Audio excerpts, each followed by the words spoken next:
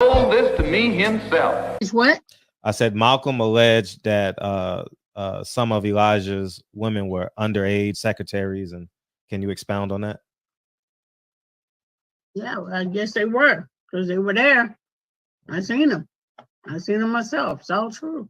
Good evening, messenger. You convinced us that you were the last messenger. How many other bastard children do you have? He took at least 9 that we know about. And I'm not speculating because he told this to me himself. Is what?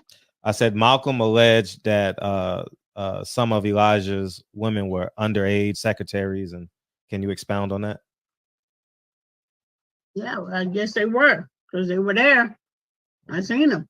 I seen them myself. It's all true. Good evening, messenger. You convinced us that you were the last messenger. How many other bastard children do you have? He took at least 9 that we know about. And I'm not speculating because he told this to me himself. Is what?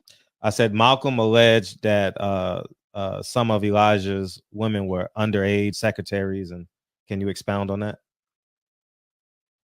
Yeah, well, I guess they were, because they were there. I seen them. I seen them myself. It's all true. Good evening, messenger. You convinced us that you were the last messenger. How many other bastard children do you have? He took at least 9 that we know about. And I'm not speculating because he told this to me himself. Is what? I said Malcolm alleged that some of Elijah's women were underage secretaries, and can you expound on that?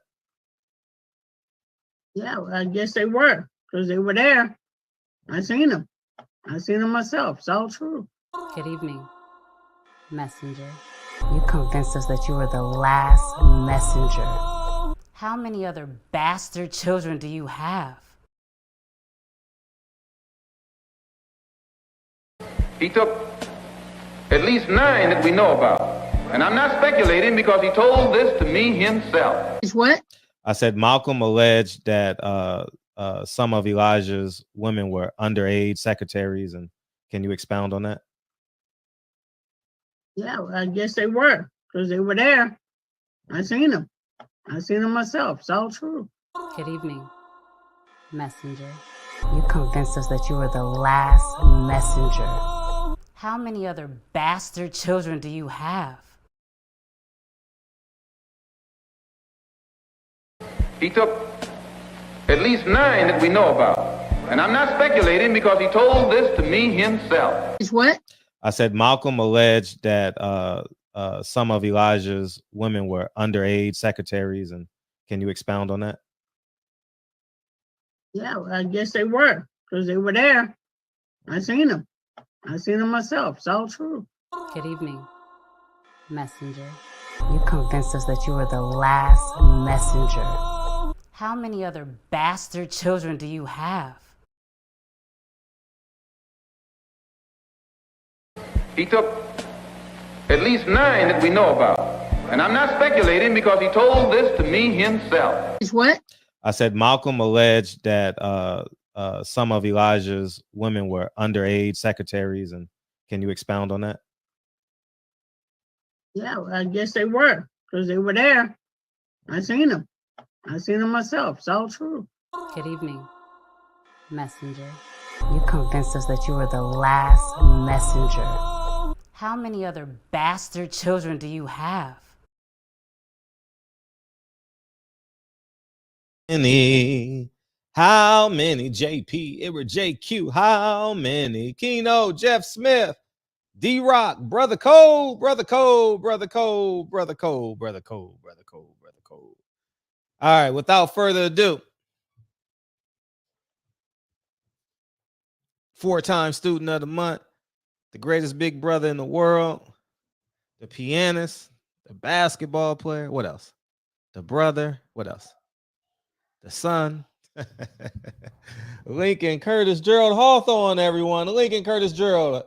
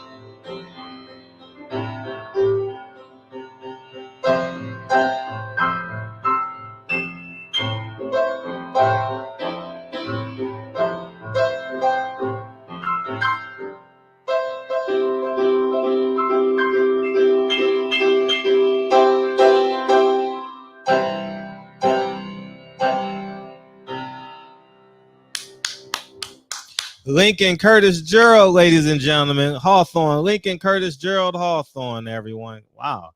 Lincoln, that was good. That was powerful. I ain't even gonna lie to you, man. That was powerful. I see the growth. I hear the growth. I hear it.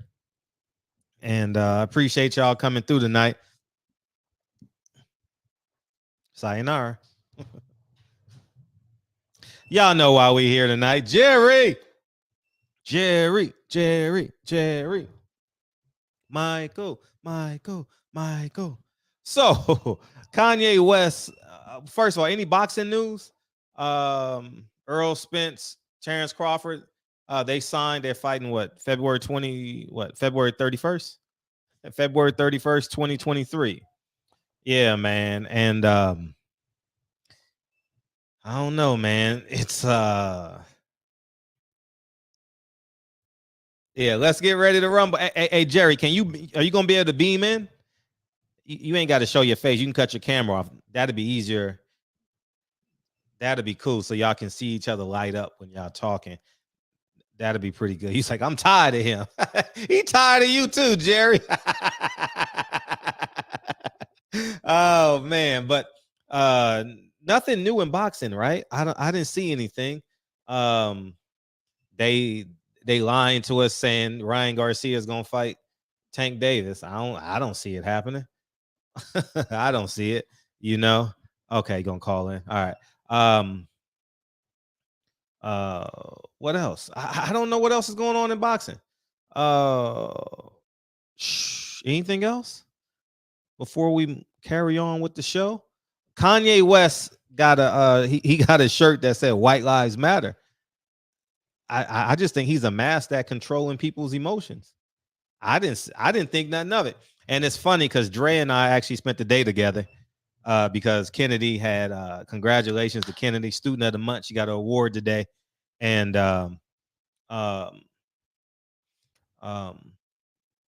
so I went and picked her up from studying.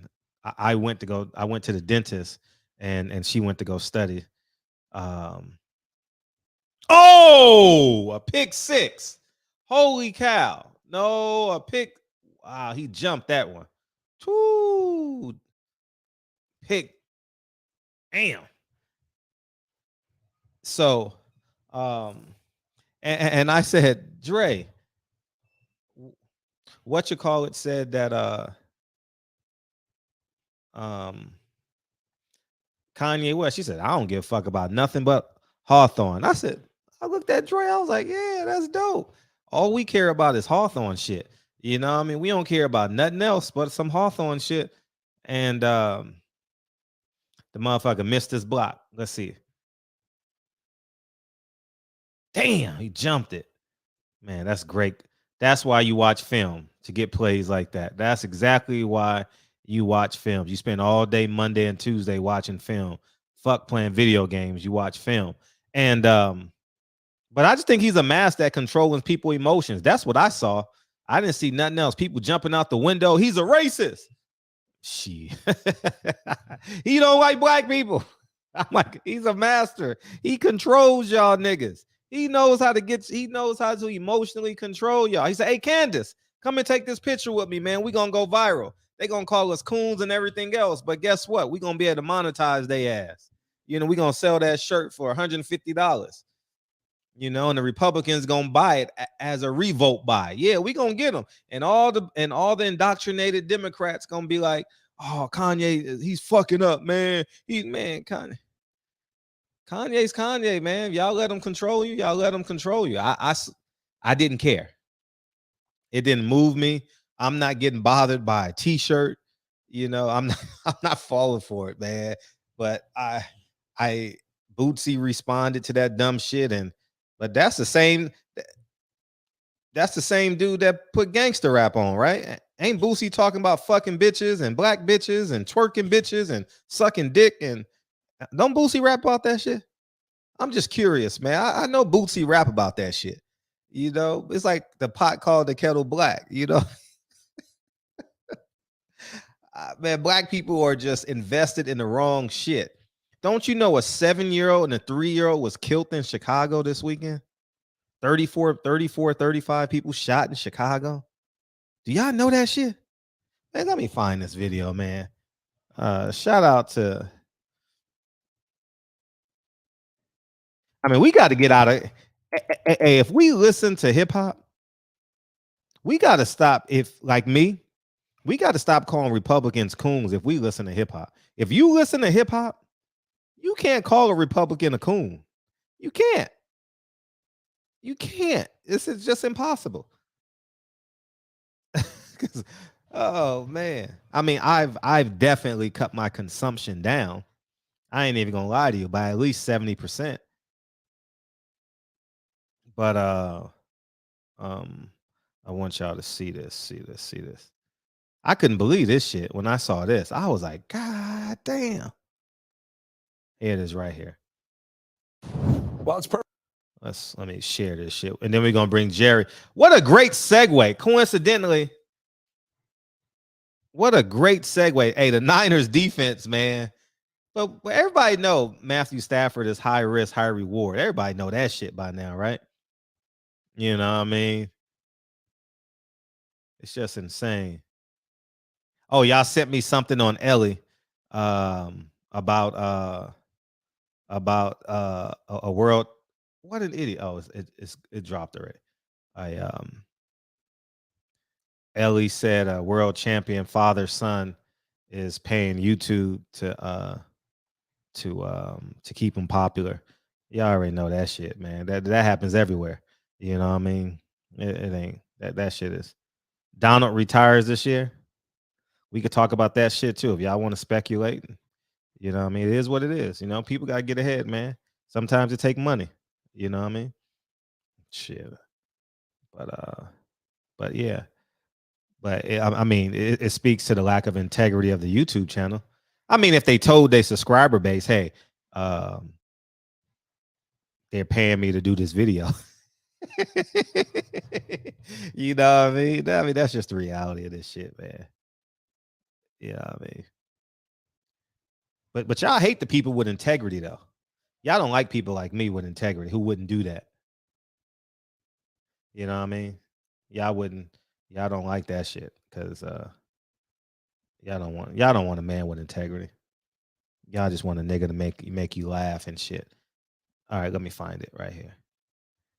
I'm gonna play this video and it'll be a great segue to Jerry because this shit hits home and this shit bothers me every time I hear it. And obviously this channel has an agenda, but you know, obviously they don't like Democrats, right? You can totally tell by their presentation, but still, truth is truth, right?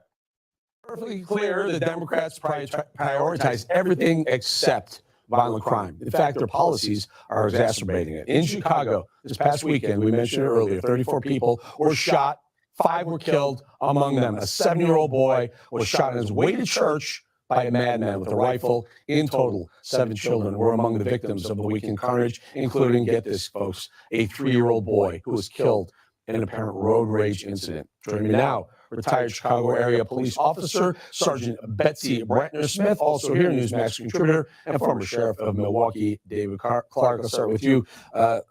Betsy, it's just heartbreaking. The pictures of the kids, the children are being killed. It's just every weekend it gets worse and worse. It doesn't get any better.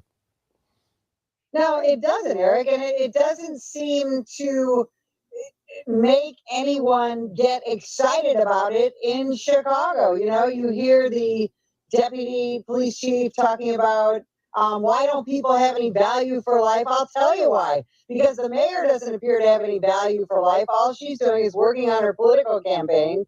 And all she continues to do is devalue her and vilify her police department. You've got Kim Fox, the prosecutor in Cook County, Illinois, who's working harder to indict police officers than she is to take murderers to trial. And it just gets more and more out of hand. It's insane. Every week we talk about the mayor's offices need to back the blue. They need to back their police departments, and they're not. Sheriff Clark, before we talk to you, I just want to roll this video. We played it on Friday. It is, for me, I come from Chicago. This is heartbreaking. These are 8th graders. Watch what they're doing with these guns. 8th graders, y'all. On my butter. 8th grader got an extendo clip. I don't even have an extendo clip. though? Yeah. No talking. No cap. No talking. Who's game? 3 switches right here. And I picked up that's just right there. We get the idea, Sheriff Clark, the slides that those guys are talking about are illegal mechanisms to turn a handgun, a firearm, into an automatic weapon, sir. Mm. Yeah, this is a cultural rot that is going on in Black communities all across America, not just in the city of Chicago. No concern about human life, hopelessness, so on and so forth. But, the city of Chicago, and I find the callousness and the indifference and the arrogance of city officials to not really want to do anything about it. You mentioned the 2 kids that were killed over the weekend. That goes on a lot. There was a point this summer where murders of children, which they consider under the age of 16 in Chicago, was up 200%. And you get nothing from Mayor Lightfoot. You get nothing from the superintendent. I think his name is David Brown. You get nothing from these individuals. And, the good law-abiding people, the overwhelming amount of law-abiding people that live in these communities, there's nothing they can do about it. These people are living in fear. They can't count on the Chicago Police Department. The first priority, Eric, of any city is public the safety. Highest priority as well is to secure the personal safety. safety of citizens. Now, in fairness to the frontline officers, they don't have the resources, they don't have enough cops, and they don't have the support of, was mentioned, the prosecutor or the political class. The city council defunded the Chicago Police Department. So this is bordering on a failed city. This is third world like in Chicago. Allow me, Betsy, is it time? When President Trump was president, he said maybe we need to send in the National Guard. Is it time for the National Guard to maybe step in and tamp down some of this crime? Will it work? It might work, but I don't think the National Guard is ever going to be allowed to do that because the governor of Illinois, Mr. Pritzker, is not going to go along with it. Our federal law enforcement partners do help to make a dent in this, and they could make an even bigger dent. But the problem is the Joe Biden administration is not going to allow them to do any more than they do now. So right now, the sheriff is correct. You really just have a failed city. That's why I got my 2 kids out of there, and both of them moved out of state. Sure. And it's so unfortunate because it's still a beautiful city, but the political class does not seem to give a damn, and the cops are worn out. They're exhausted and they're sick of being vilified. Sheriff, I'm going to ask this question. I know I'm going to get destroyed by the left. Media Matters will come at me, but is it bad for me? Is it bigoted for me? Or is it racist for me to just recognize that in so many of these videos, it's young African American men who are perpetrating these crimes.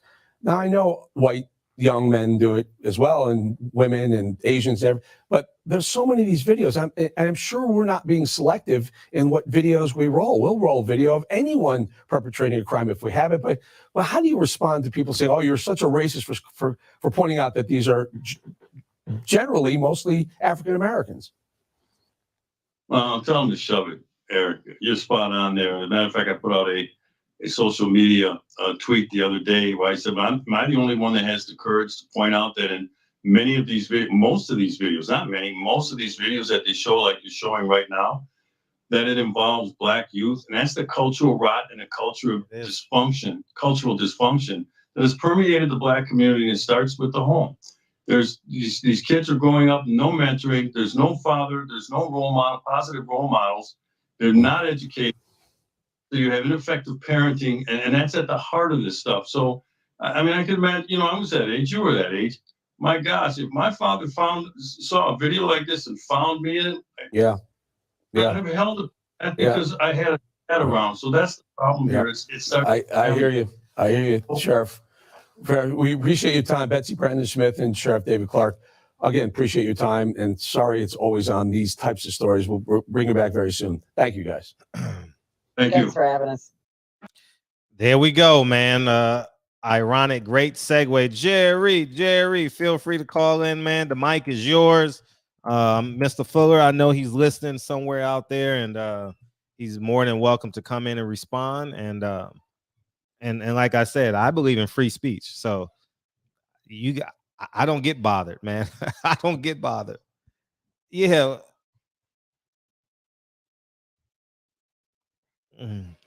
When Callie, see, you don't come to the show too often. You don't come to the show too often. You just talking because you're sensitive because you're probably from Chicago. Go somewhere else, man. I don't need no pity calls. I don't need no comparative analysis. One black death is too many. It could be in Chicago, Utah. Give a fuck. Motherfuckers feel good. Motherfuckers feel good when you say, "Oh man, yeah, we got comparative analysis. White people murdered 13 people. Black people murdered 13 people. See, it's even. It's not that bad." Stupid nigga. Get the fuck out of here. Get the fuck out of here. Jerry, you ain't got the phone number in your phone. Save it, man. What the hell wrong with you? You know what I mean? And Michael Fuller, you know, you're always welcome to come in. And if you disagree with Jerry, I'm gonna let him go for 5 to 10 minutes, same way I did Mr. Fuller, and then we can get off from there. You know what I mean? I know you're a 410 number, Jerry, so I'll wait for you to call in. And but it's sad that people feel so much more comfortable if white people do it too. Oh, if white people do it too. See, they don't show white on white crime. Who gives a flying fuck? Who gives a flying fuck? Hey, Jerry. Where you at? Hey, what's up? He's ducking. Huh?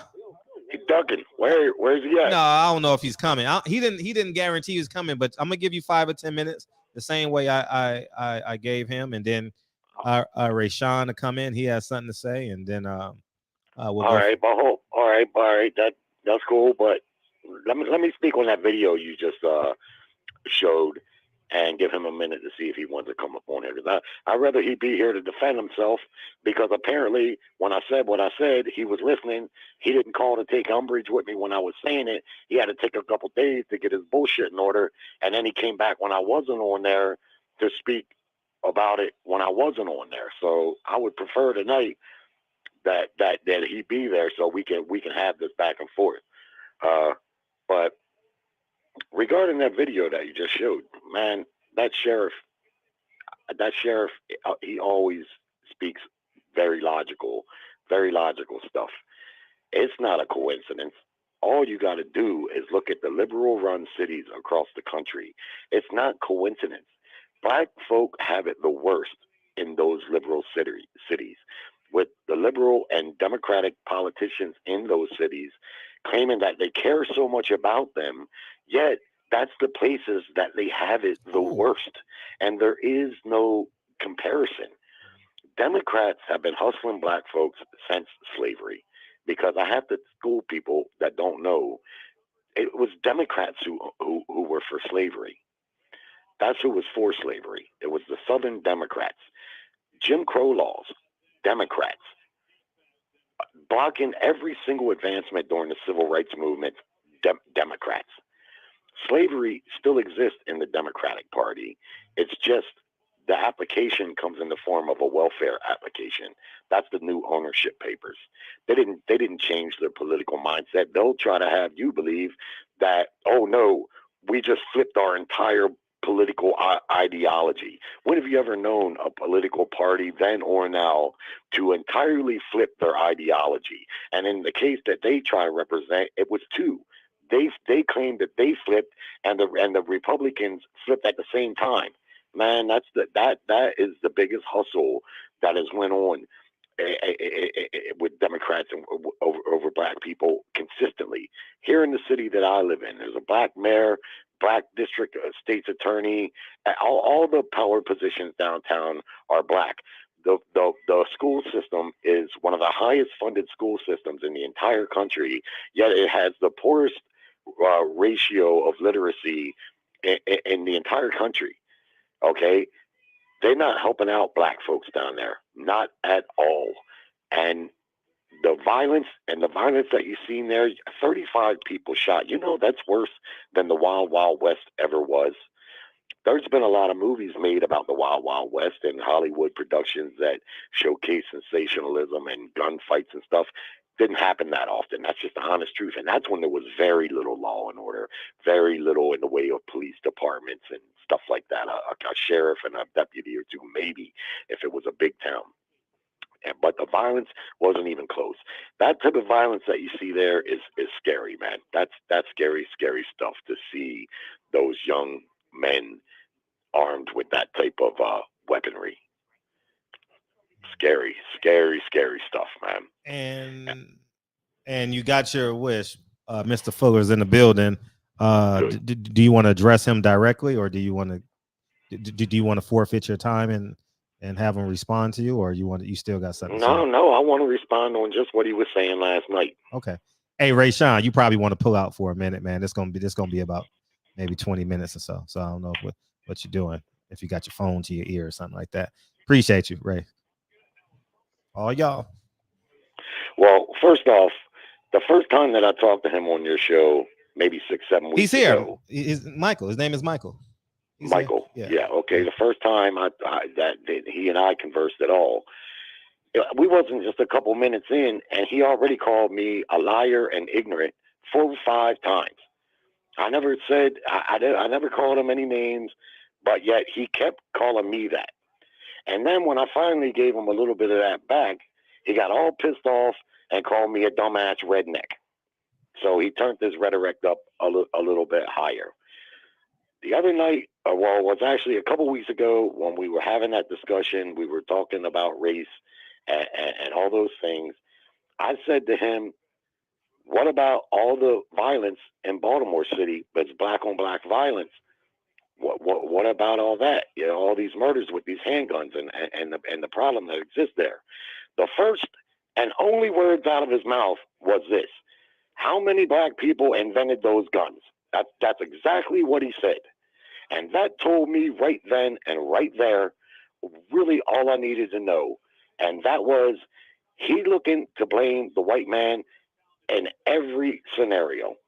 In every scenario. Now, the other night, he said, you know, of course it's the fault of the person who's doing it. That was some shit he added the other night. That night, he said what he said, and he said it again just last night. Why even bring it up? Because it's really a moot point. If you give me a gun, if you give me a whole truckload of guns, that still doesn't put intent in my heart to go out and kill anybody, regardless, you see? But the reason he brings it up is because he wants to put the blame other than where the blame belongs. Just like when I told him, we talked about the rap music and the violent lyrics and stuff. And one area where we agree, he says it's harmful stuff and he's against it. And I am too. But he blames the white record producers, not the people who create the content, the actual graphic lyrics, but the producers, because they make money off of allowing the music to be made. Well, a little research illustrates that most gangster rap and violent rap music is produced by other black rap artists. And I got a couple names here because I looked it up today. But it's like the top 10. It's saying they ain't got nothing to do with nobody white. Bad Records, CMC Records, Little Dark Records. It's other black artists that produce and bring up a lot of these guys. So again, when you find racism and it truly exists, and I know racism still exists, but when it's found, I'm going to stand right with you. But sometimes you got to take the responsibility to say, you know what? This is our problem and we got to fix it. The other night, that's what he should have said when I said what I said. He should have said, I can't explain the gun violence. I don't have an answer, but it is a problem. It's a big problem in the black community, and we got to figure out why. Why are these young black males at war with each other when there ain't a white man around nowhere?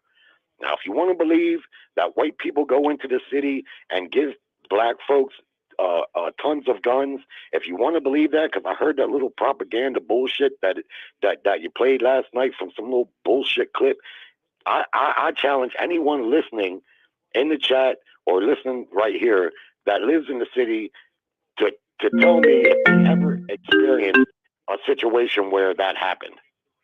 That's a pipe dream. That don't happen.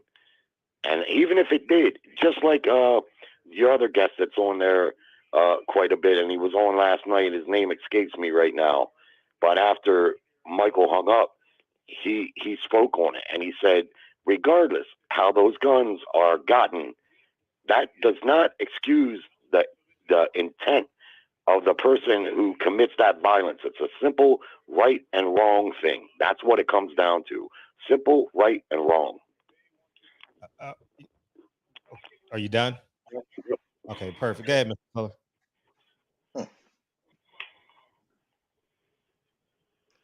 Yeah, can you hear me? Very well. All right. So first of all, I'm not on here to go back and forth with this individual here. I'm not. When I come on and I say the things that I say, I'm really not talking to him, and I'm not saying them for his benefit or for his approval or even disapproval. I really don't care what he thinks.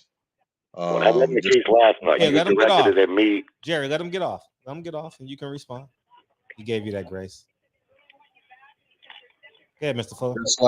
Just like he obviously doesn't care what I think. All right. Just like he obviously doesn't care what I think. When I come on here, I come to speak to people who are familiar with the experience of growing up in inner city, that have the hue of skin that I have and have experienced life from that perspective. I don't expect anyone outside of that to really understand what we go through as a people in this country. And obviously, even if you try, you can't. It doesn't really matter who you are. The problem is that a lot of people feel very comfortable with not having that experience, but think that they can dictate how we should think, how we should interpret what we experience in this world, and that in itself is a sign of disrespect. I'm not trying to convince him or anyone else to think the way that I think, or even respect any of my thoughts or my perspectives, because I understand deep down inside he doesn't have any respect whatsoever for my demographic and the things that I'm discussing. So I'm not talking to him, and I never have been.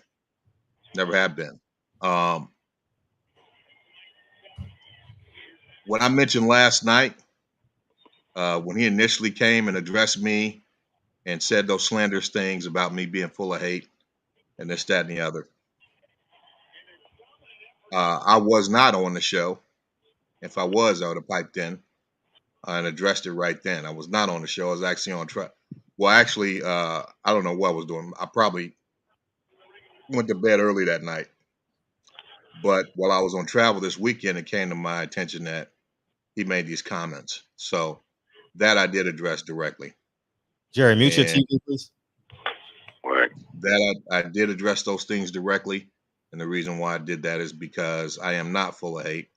I'm not a person that believes in, I could never believe in racism because of all the pain and trauma that it's caused in my personal life.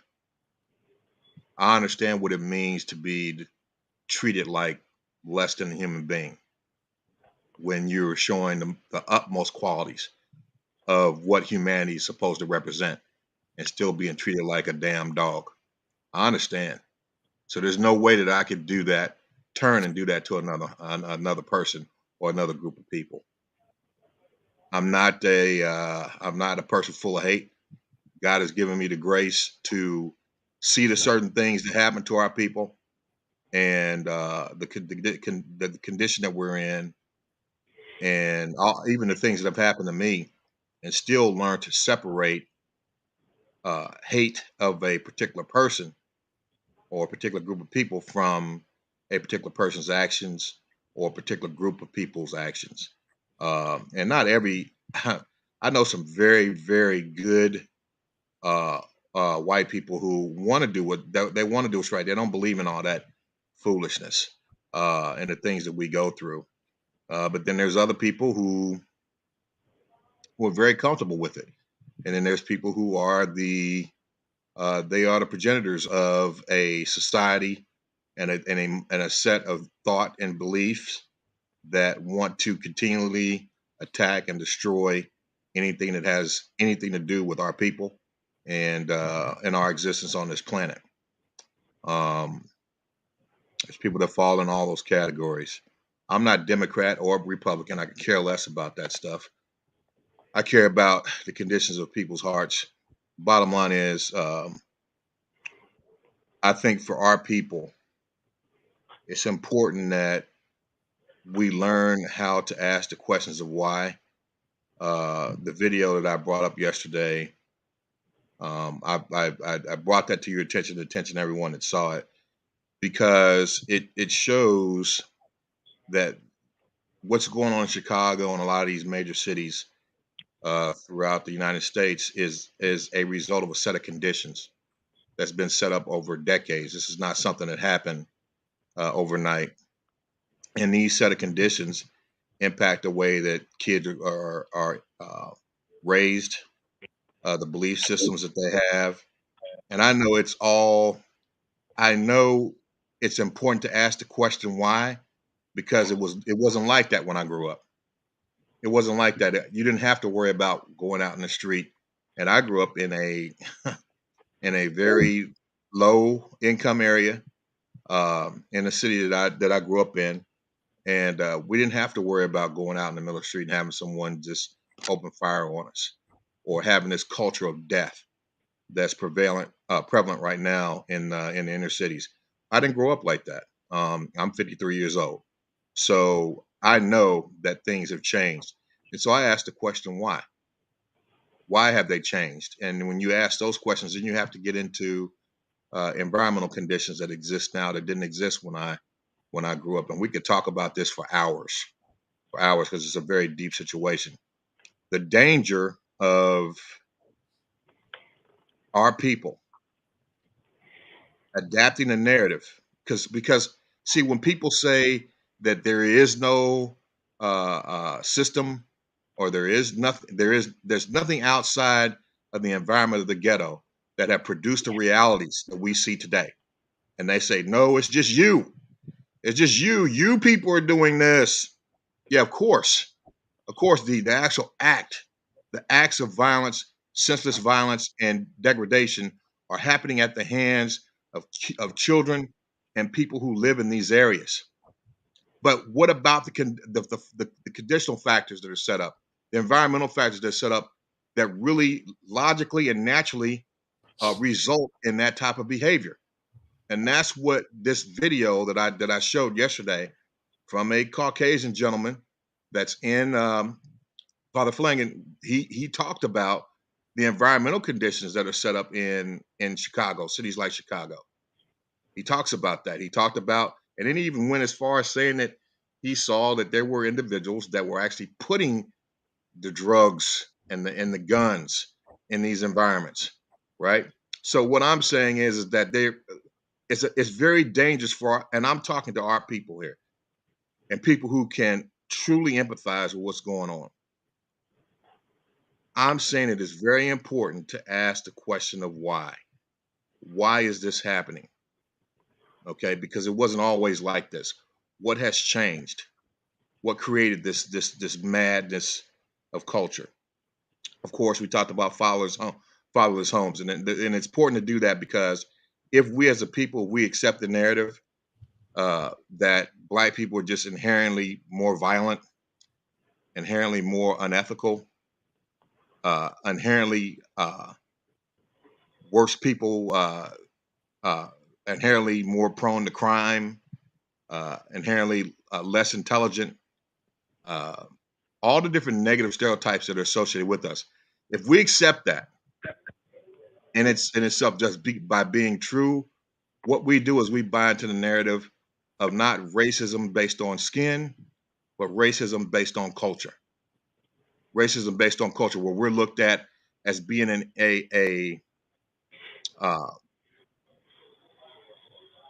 culture that represents the worst of humanity, because that is how African American culture is portrayed in this society and in this world, as the culture that is the worst, that represents the worst of humanity. We are considered, based on these actions that are taking place in these cities like Chicago, these major cities, Democratic run cities, however you want to describe them, based on the things that are going on there. Our culture is looked at as the refuse of the planet, the worst culture, the worst representation of what it means to be human.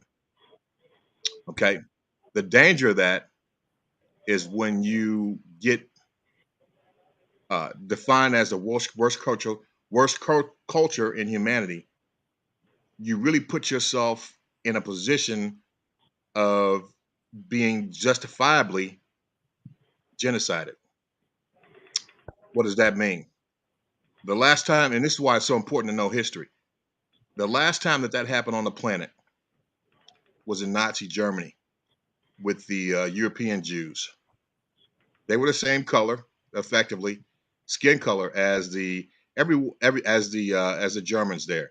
Everyone knows that saying that someone's inferior based on their skin color, at some point you got to realize that that's ignorant, right? So color racism will not justify your extinction on this planet.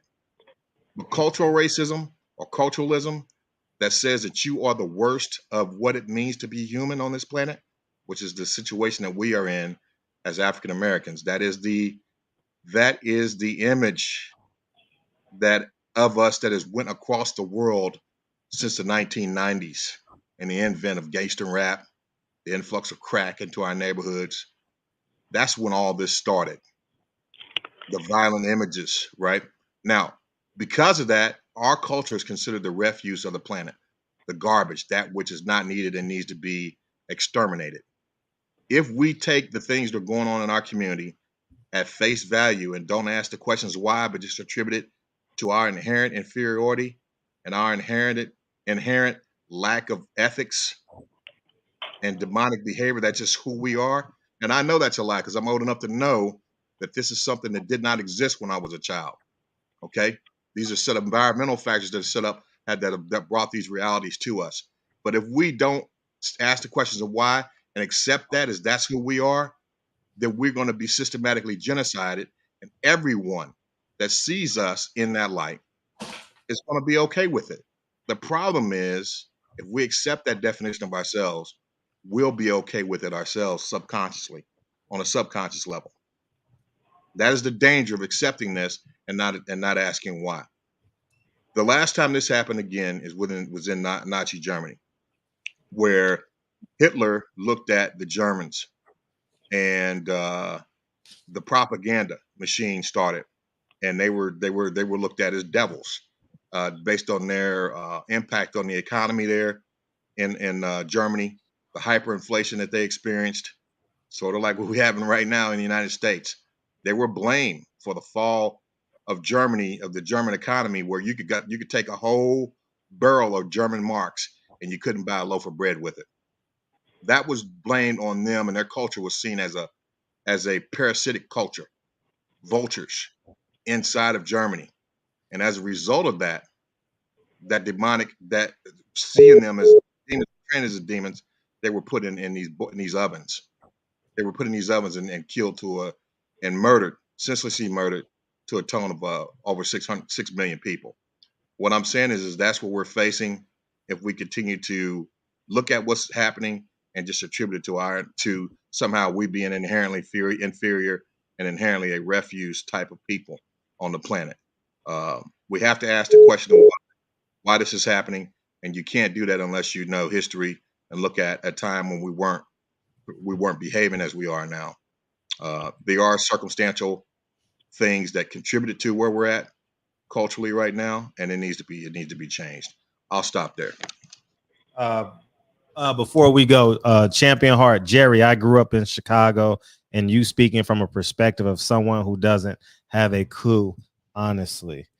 You want to respond to him, but before I respond, I was going to ask you, what are the contributing factors? Because obviously, I believe you think that there is systems in place that forces Black people to kill people and rape people and gangbang and et cetera, et cetera. Sure. I mean, you want to know the main contributing factor? Yeah. Is the disappearance of the father in the home. And how did that happen? Well, I explained before that when you look at the civil rights movement that really changed the course of this nation, the course of this nation from a strictly an outright blatant apartheid regime Jim Crow, changed it from that to something that actually wanted to at least have the semblance of having equality and fairness before the world. It had to change. The movement, the civil rights movement, changed not only this country but changed the course of human society as a result of those people's sacrifice at that time. That civil rights movement, by and large, was financially supported by middle class Black family incomes. They provided the financial support behind the civil rights movement. And at the time, that was possible because a lot of the cities, the inner cities where these where Black people lived, there was industry, there was manufacturing. When I grew up, I'm 53 years old. So in the 70s, I was in grade school. In the 80s, I was in high school, graduated in 87. And once I joined the military, then the crack epidemic hit the inner cities. But before then, before the NAFTA and GATT treaty and with Clinton, Reagan time frame, the inner cities, when I grew up in the inner cities, we all knew that if you went to high school and you did a couple of years in the military, you can always come back to the inner city and get a job at Pepsi, get a job at Coke, get a job at some of the government contractors were there. We had a Ford plant there. We had 2 General Motors plants there. Bendix, which is another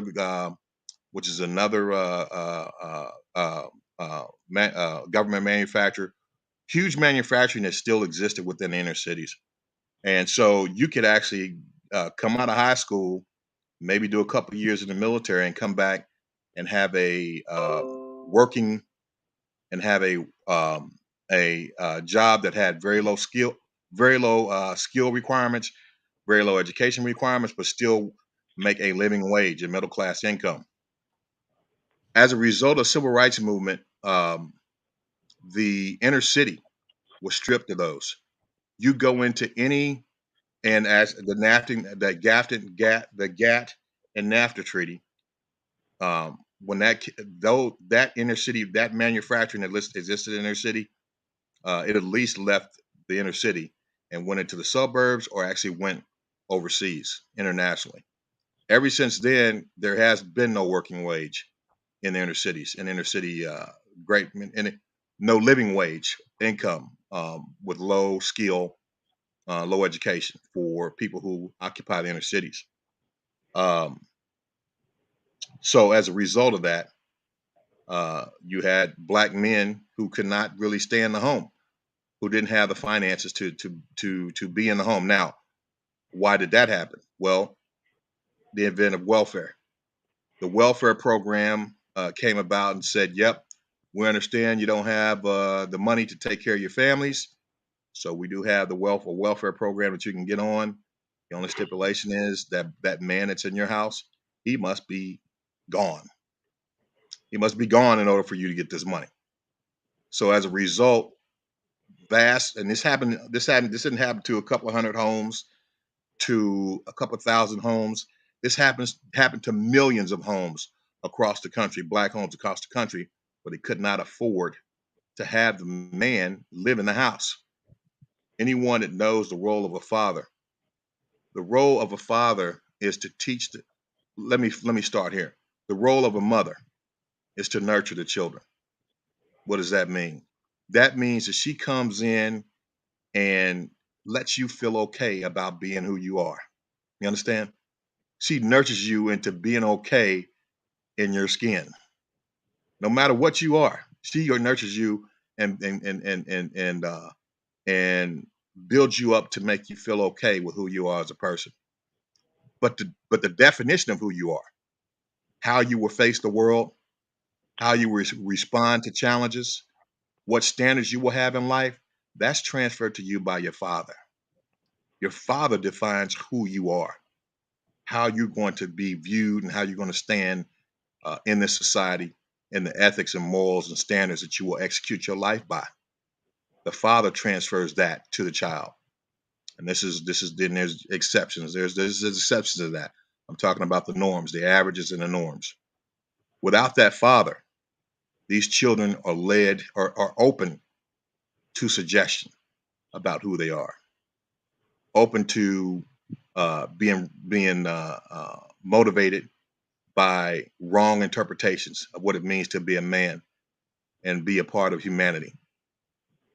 And then the advent of gangster rap, these different things that happen influence the children to take on the culture, a death culture that we have right now. That's why I never understood why there's so much lauding and applauding of, people like, Snoop Dogg. I don't even know the dude's name, his real name. But the point is that, even with the Super Bowl show a couple years ago, I don't know, maybe it's a year or two ago, when him and Dr. Dre and, whatever, I don't even like saying their names, really. I don't even like saying their names because I think they are progenitors of that type of culture, and glorifying that drug trade and the devastation that particular epidemic, where we're selling crack cocaine and murdering one another in these inner cities.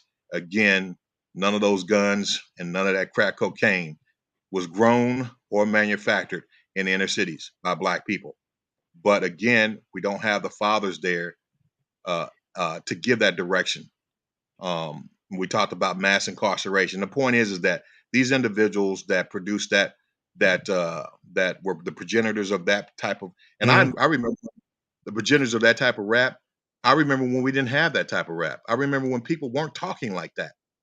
Right now, everything you have is about, super negative, super demonic. That's what it is. It's really demonic because it's teaching self-hatred and self-destruction. My point is that there are outliers, there are factors, environmental factors that have been created over the decades that have produced the culture of death that we have right now. And I think it's important that as intelligent individuals, we should not just contribute what's going on right now to our quote unquote inherent negative, immoral, unethical, debased culture that we are just a refuse of the planet. Because when you accept that as the explanation without asking the question of why, I'm gonna thinking put deeply time on you, man. and when you do that, you asked me, brother. So I'm telling you real quick, I'm wrapping it up. We got I'm wrapping it up. Let me wrap it up. Okay. So when you ask that question, when you do that, when you ask those questions of why, then you can go into the deepest recessed areas of the problem space and really get off of the ignorant perspective that somehow we're just inherently a debased, immoral, unethical, demonic people. Because when you fall into that, if you do fall into that, especially if you're a Black person and you do that, then you subconsciously accept your own systemic annihilation. Your own systemic annihilation, you will subconsciously accept that. That's a very dangerous space to be. And right now, the world sees us as a refuse of the planet. Make no All right, let me get mistake Jerry to about that. respond because we got a lot of people. Michael Fuller. I'm done. Okay, appreciate it. Good. We'll go Jerry, then we'll go Ray Sean, K-Dub, and then Hannibal. All right, go ahead, Jerry. Yeah, that was quite lengthy. And with all due respect, 60% of it was hyperbole, repetitive, and false equivalencies. First off, the champion Hart. Yeah, Chicago, that's a violent city, been violent for a long time. I grew up in Baltimore City. Baltimore City is a violent city, been violent for a long time. What Michael was saying there, it wasn't always this way. Well, I got the murder stats right here in front of me on Wikipedia in Baltimore. 1993, 30 years ago, 353 homicides, which is roughly what Baltimore has been averaging the last couple of years. 1994, 321, 95, 325, 1996, 333, over 300 homicides until 99, and then in 2000 it dipped to 261, 250, and then it went down into the mid 200s, upper mid 200s for a while until the economy dipped again. When you look at these statistics, it's when the economy was in recession there during those 350 and in 1989, 99, at 1990.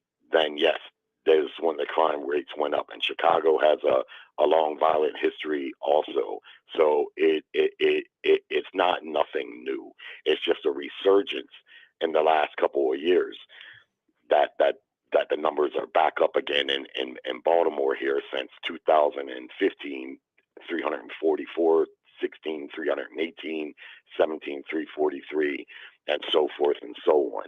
So when he tries to make a case that there is environmental factors, of course there's factors to everything, but what he's trying to really do is he's trying to subtly suggest that there's been things intentionally put in place to bring this about. That's not true.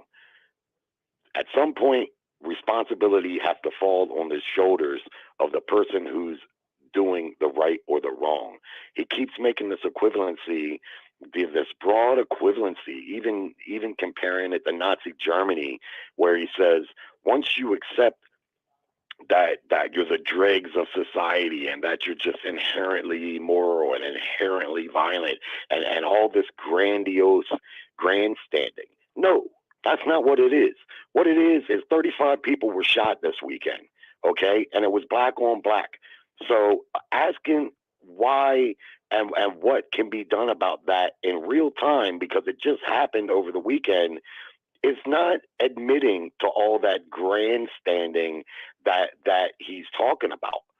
Most people, myself included, we got more concern about it than anything else. No, we don't get joy of watching the local news and seeing black mothers and grandmothers grieving their hearts out because their children, most times adult children, but their children nonetheless, are laying dead in the street because of some senseless act of violence.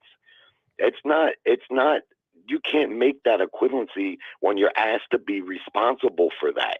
It's a problem, and it's a problem that affects us all.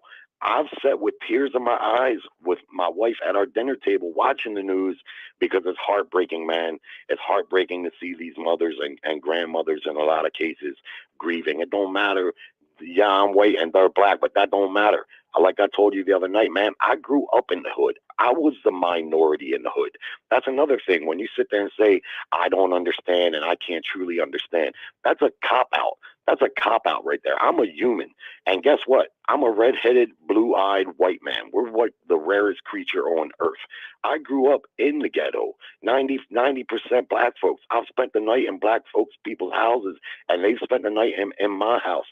I got black relatives and family, and we love one another. It's a people thing, man. It don't have to be a black and white thing. And while I might not ever truly be able to 100% understand, because yeah, I am white, but where I grew up, I was the minority, and guess what? I was treated like the minority, and in most cases, I was referred to simply as that white boy, and I've been beat up, I've been jumped, beat to a pulp on 2 or 3 occasions, jumped.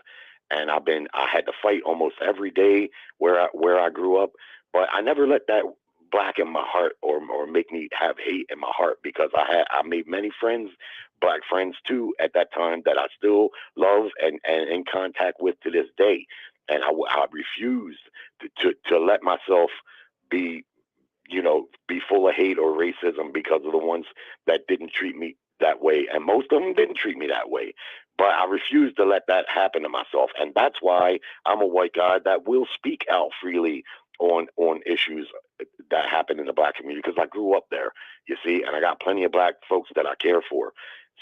But when the truth comes across and it's a little bit hurtful, that's not me saying you're the worst person on the planet or the worst race on the planet. For me and for a lot of white folks, it comes more from an area, hey, we're human, man. This is a sad thing. Why are y'all at war with one another? Why are you killing each other like this? You don't see that in poor white communities, because that's the next excuse to come up is poverty and lack of opportunity. Like I told you before, most of my family lives in the Appalachians of West Virginia. Some of them still got to go down to the creek to get water. They living in trailer parks in dilapidated conditions, on welfare, dirt, poor. They get drunk and have fist fights sometimes on the weekends and stuff like that. Yeah, you see shit like that, but you do not see nothing close to the violence that we're seeing in these inner cities, and it's a So problem. why do you see it? Why do you see it in inner city? Why? Explain I that. don't know. I don't have the answers, Michael. I wish I I did. do. I do. I just explained to Well, you. Did you hear me? do. I know you think you do, but Oh. I've heard what the reasons that you think are there, and I don't agree with them. You see, because me, I'm a personal responsibility guy. To me, we as individuals of any race or sex, we responsible for our actions at the end of the day. And if I have a little beef with you in the street and you say something and I feel disrespected, which seems to be this big caveat amongst a lot of inner city black youth, that they want all kinds of respect and really hadn't done anything to really garner any respect from one man to another. But if that little bit of his respect is infringed on, I'm going to pull this gun out and shoot you and take your life. Come on, man. Come on. Yeah, Well, obviously we know that's wrong. You can't sit there Obviously we know that's wrong. But and did you understand? Did you understand, or even try to understand, the reasoning that I gave behind that? Did you understand that? Did you even care? Okay. The thing is, just like I said, I don't know you. I'm not trying to come on here and convince you of anything. I'm not. I really don't. I mean, however you see. I mean, I've learned that you have to respect the demographic before you can actually give any credence to what they say. And I think that's the first step. That's the first step that it would take for me to convince you or anyone with your mindset that we need to look in the deeper Right, I don't recesses. agree with you, so let's move on from that, because we already discovered that when someone don't agree with how you see things, then their points are invalid. That you've illustrated that. Tech-Mex pointed that out the other night, and so did the other guy that called in. But let's just move beyond that and go ahead and get to your point. And you tell me why, what validates someone pulling a gun and shooting somebody for little to no reason and taking their life. Absolutely nothing. Go ahead and explain to me. Absolutely nothing does that. But what I will say is this. What you said, you quoted statistics from the 90s. And I already told you, I grew up, I was in a grade school. I was grade school in the 70s, the late 70s, and I was in high school in the 80s, and I graduated in 87. Before the crack epidemic hit the inner cities. The inner cities did not look anything like they looked in the 90s. Anything like they looked. I mean, you didn't have people running around doing drive-bys and open senseless killing.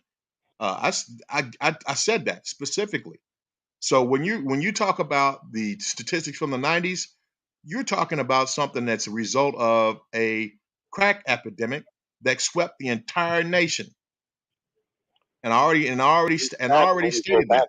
77 here, the ones that I'm looking back, they only go back to 77, and in 1979 in Baltimore, 245 homicides with a population that was about 300,000 people less.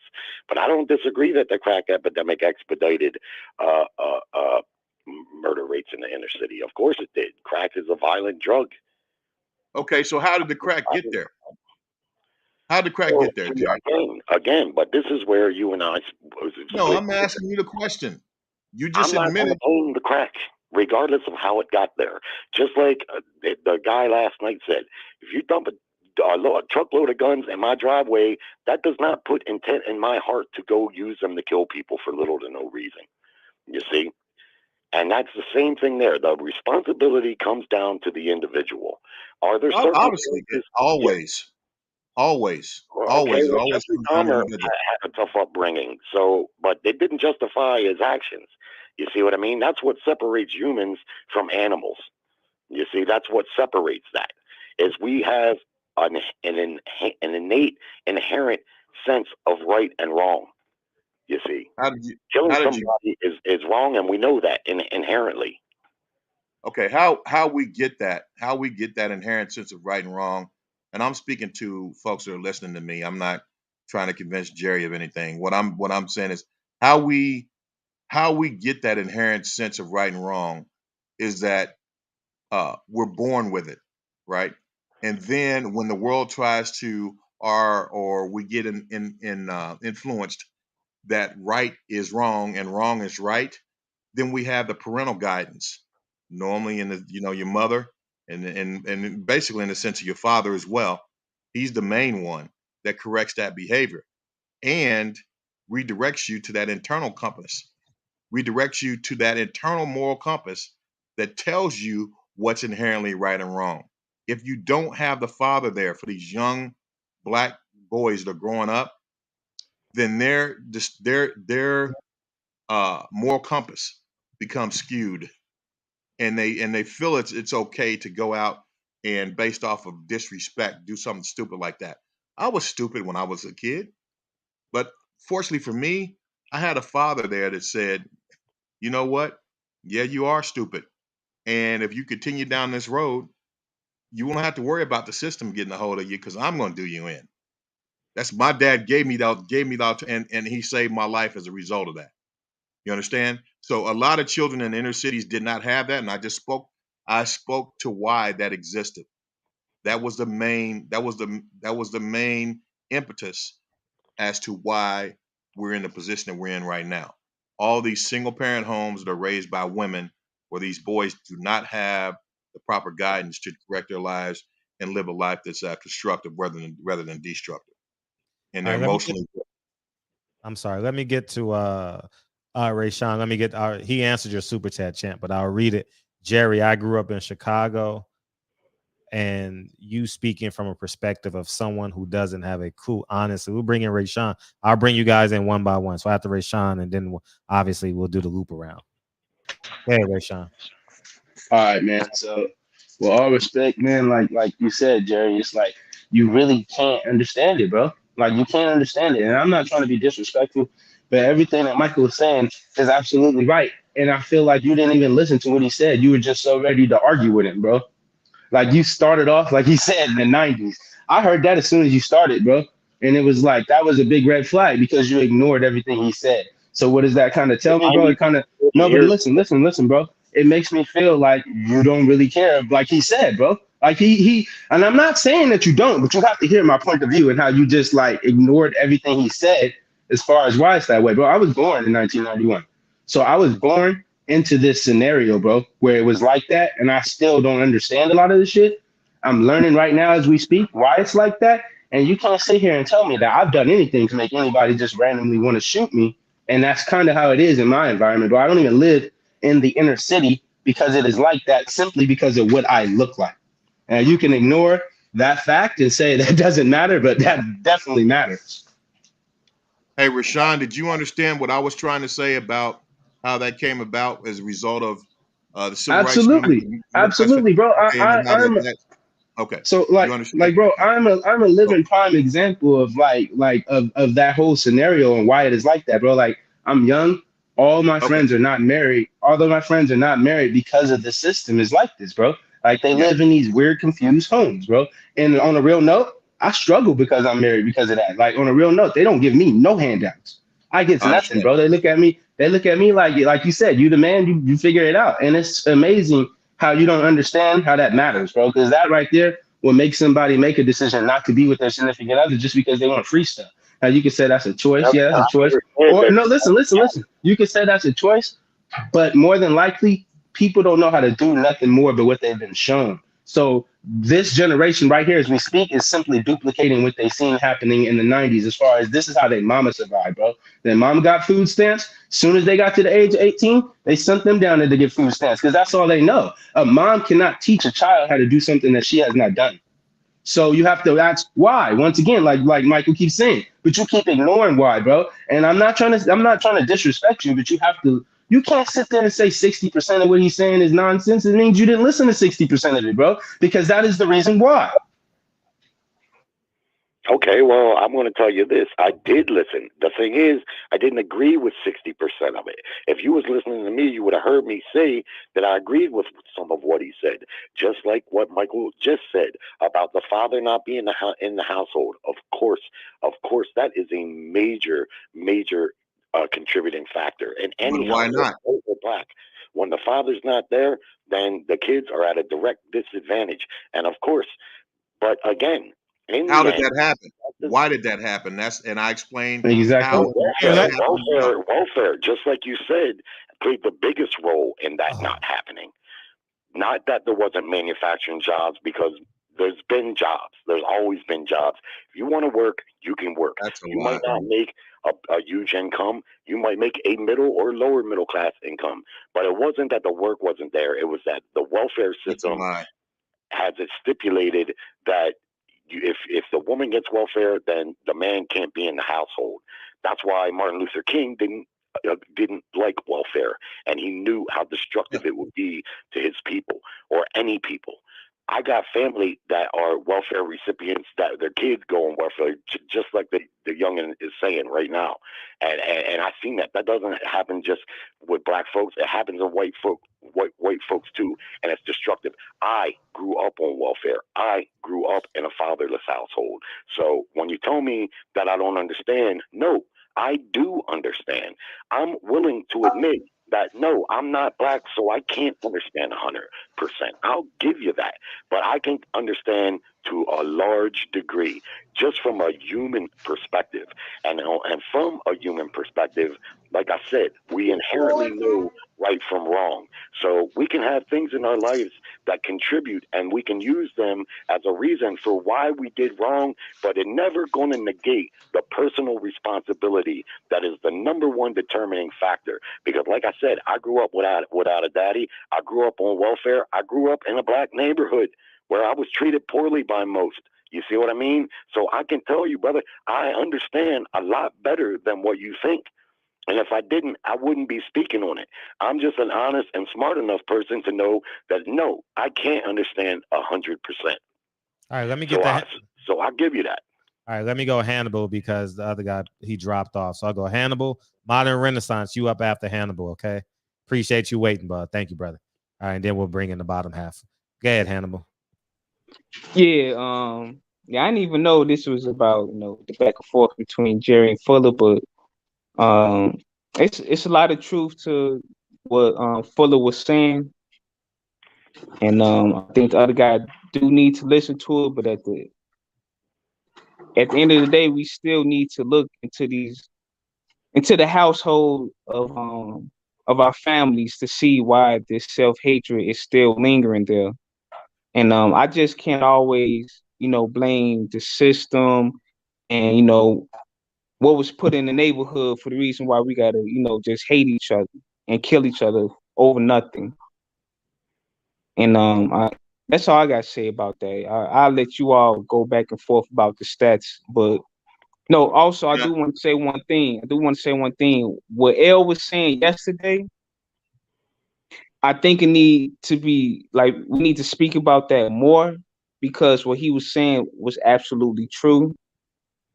And the younger people, and I'm just going to say this, and I know people going to get mad, but the younger black men are starting to separate themselves from the black family due to the madness and the self-hatred that's going on in the black family.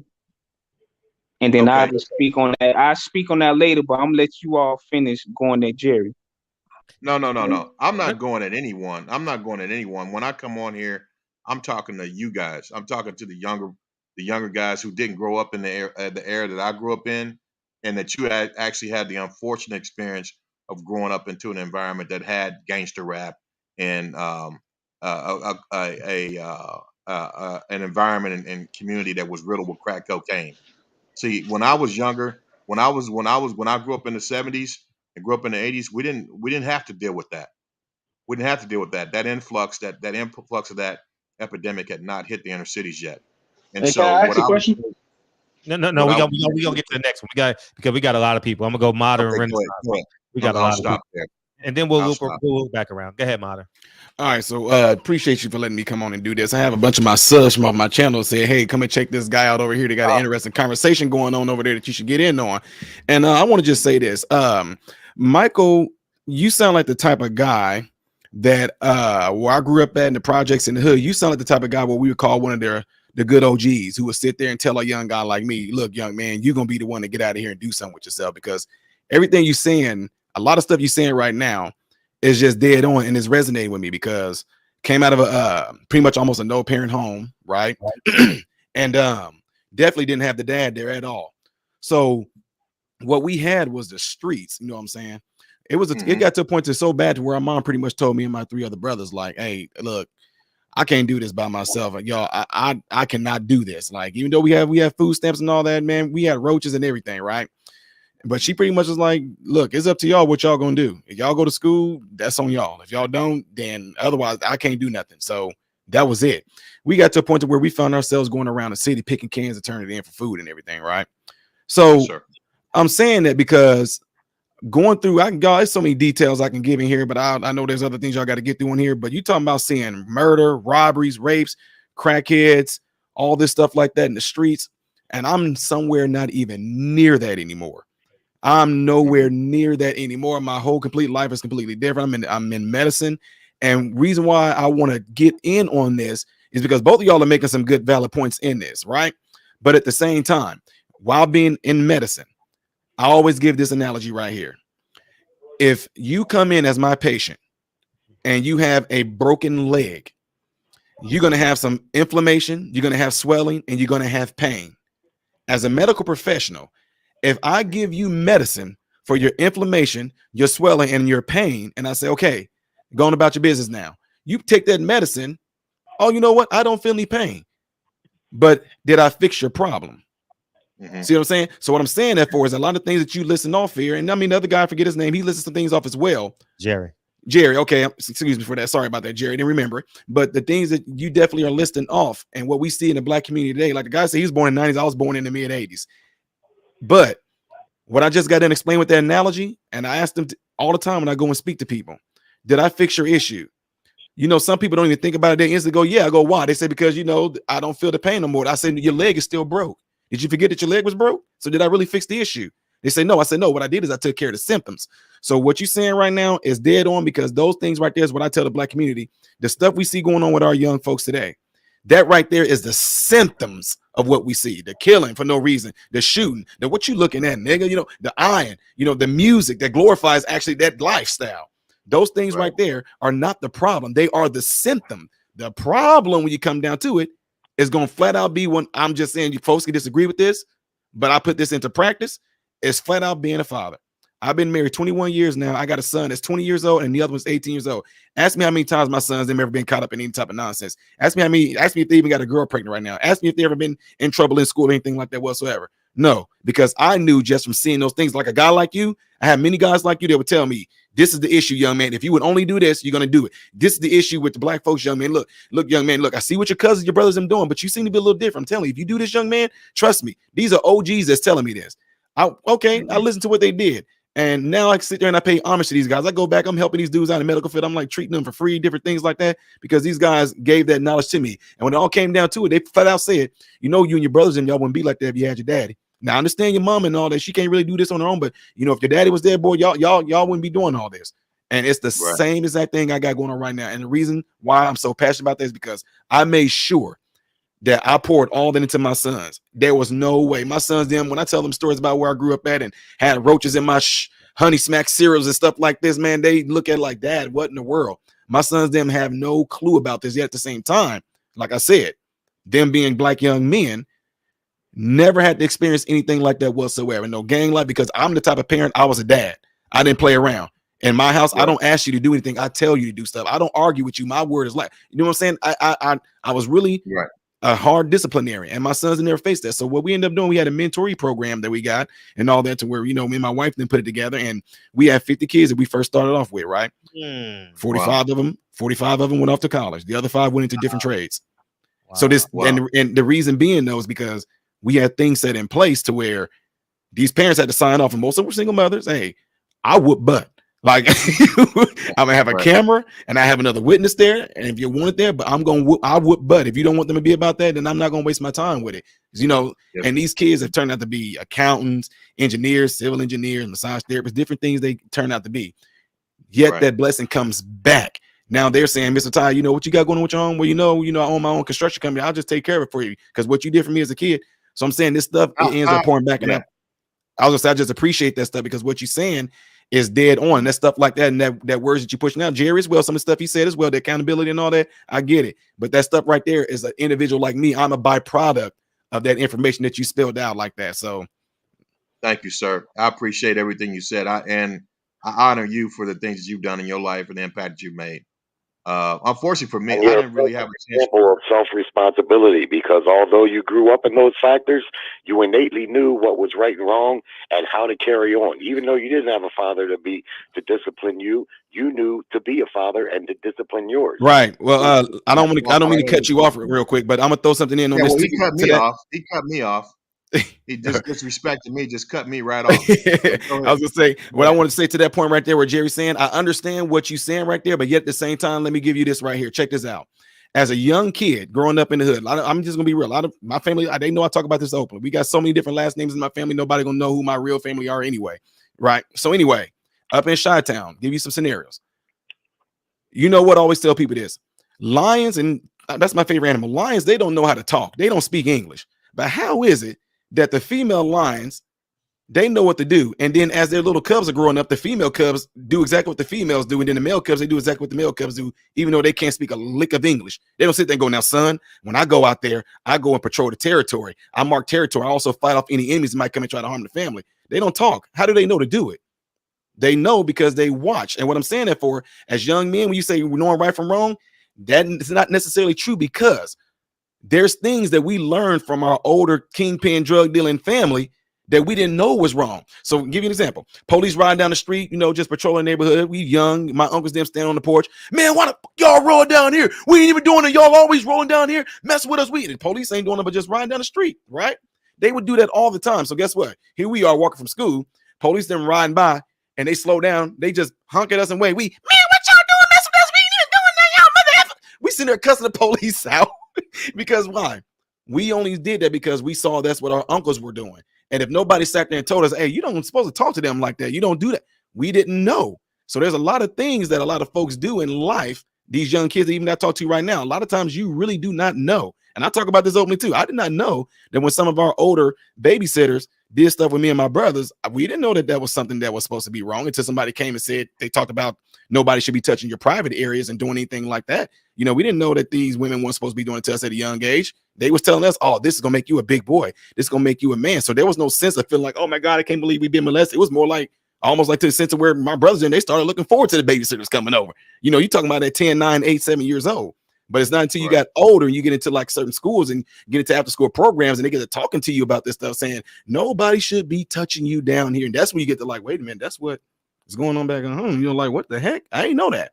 So what I'm saying that for is that, yeah, we can say to a certain extent, or maybe when you get to a certain maturity mentally, that you were going to do right for wrong. But if you're never taught it, you think that actually, like my uncles, them had me sitting there slaying. I didn't even know it. Right. Put this backpack on, T. Go run about 5 blocks that way. You're gonna see a dude down there with a red hoodie on, stand next to a garbage can. Take the backpack off, put in the garbage can. He gonna give you a backpack. You run that back to me. I'm up here. Okay, cool. I did not know I was sitting there carrying a few kilos. My uncle's, you know what I'm saying? I didn't know that. I didn't know I was doing wrong. It was fun. And not only that, if it has, it's like what I'd say also as well, I'm gonna finish this up, is that you can get a positive feedback loop for doing a negative thing, and that would make you feel like it's doing right, so long as you keep on getting a positive feedback and positive praise for doing the wrong thing that you don't know is wrong, which we can see today in society right now with some stuff. Some of the agendas is being pushed right now. We look at it all day long. Why are they pushing for these kids to be chemically castrated and messing these kids' genitals up when nobody's looking at the long-term ramifications? But because there is a group of supporters behind that, and it looks good in society and on the news, they make it like it's a great thing. But then these kids long down the road, they come and try to tell, hey, this screwed me up. Nobody want to hear them now. They didn't know they were doing something wrong because they got so much praises for it.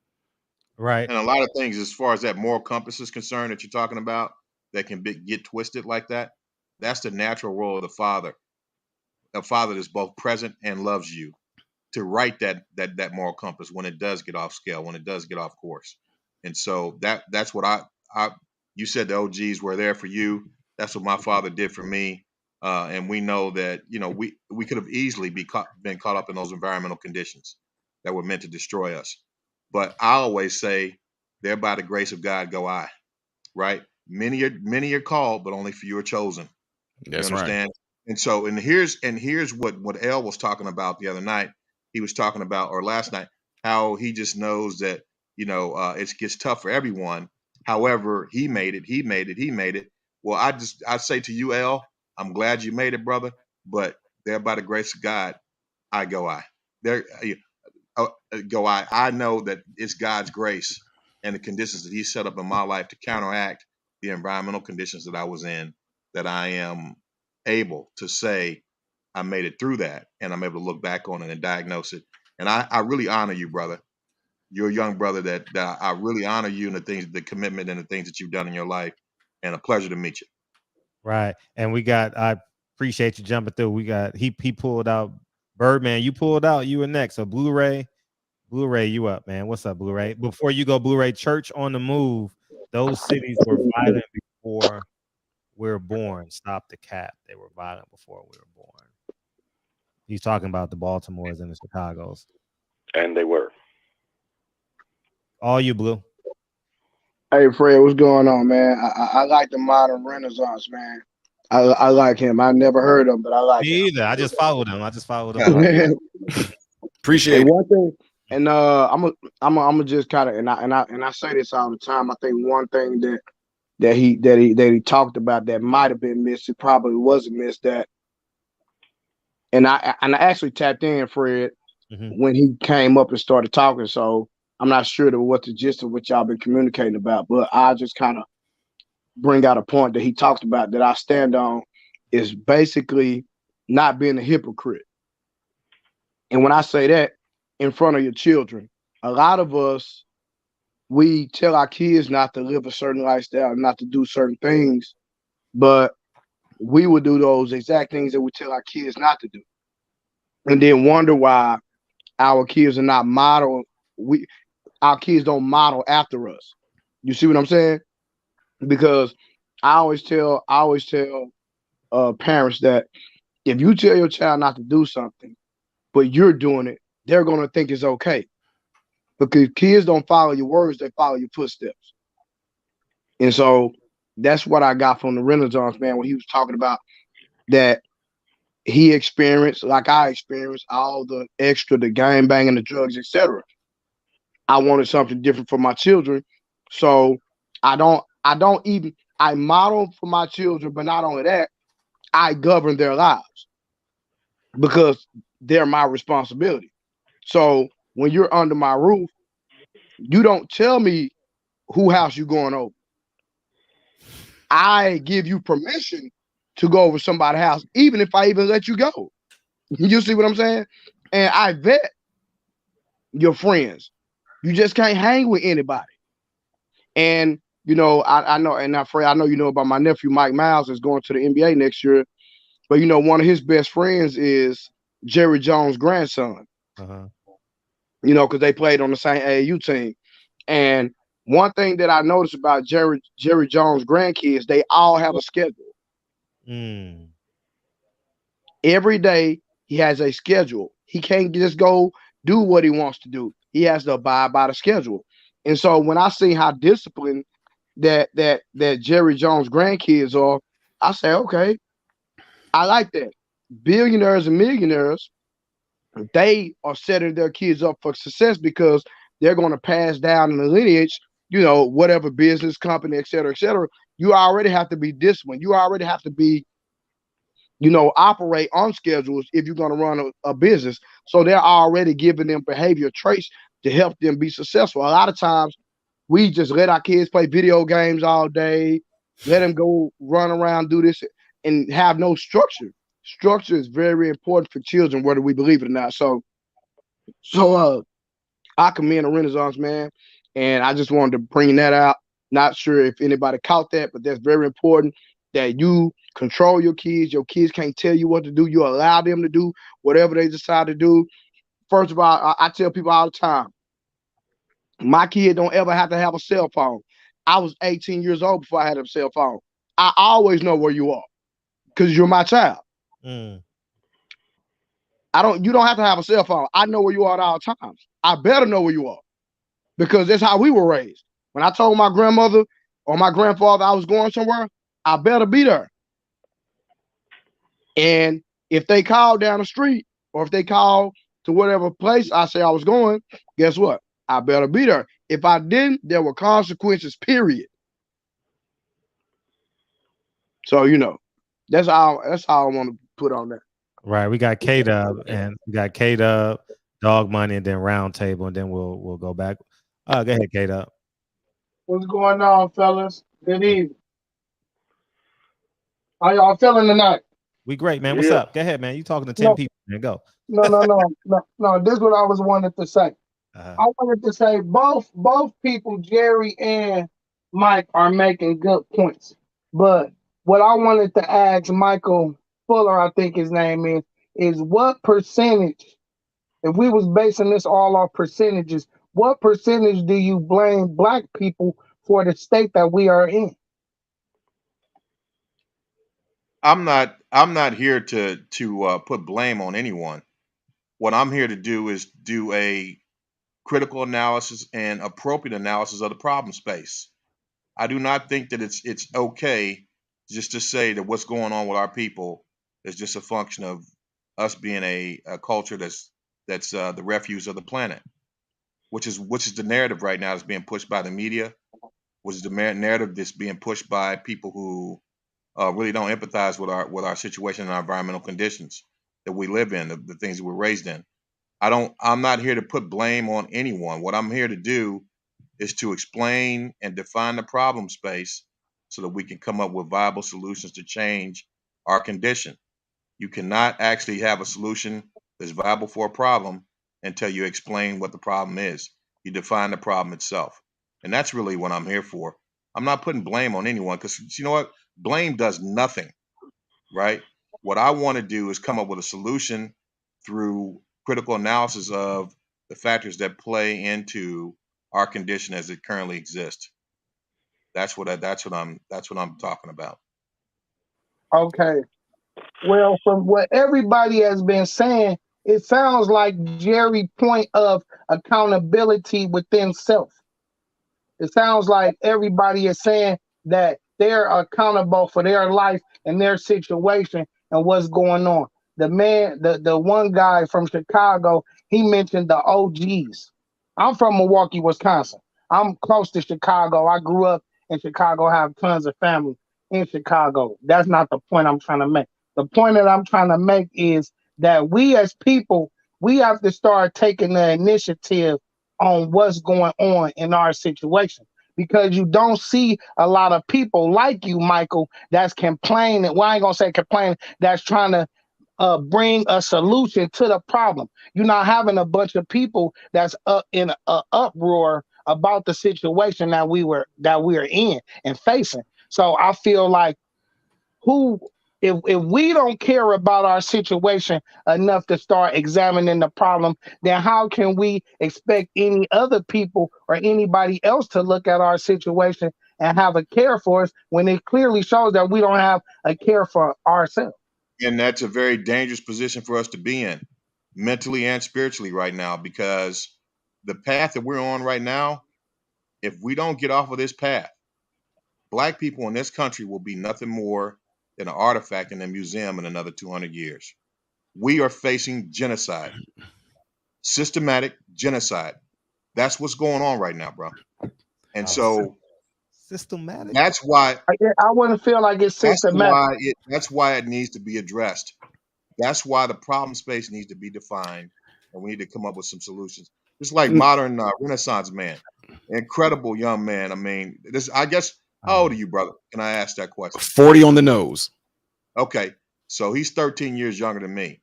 So I mean, I just when I see young brothers like this, I'm super proud of them. And you challenge me. You challenge me. I spent most of my life in the military, so I was out at sea across. I was gone a lot.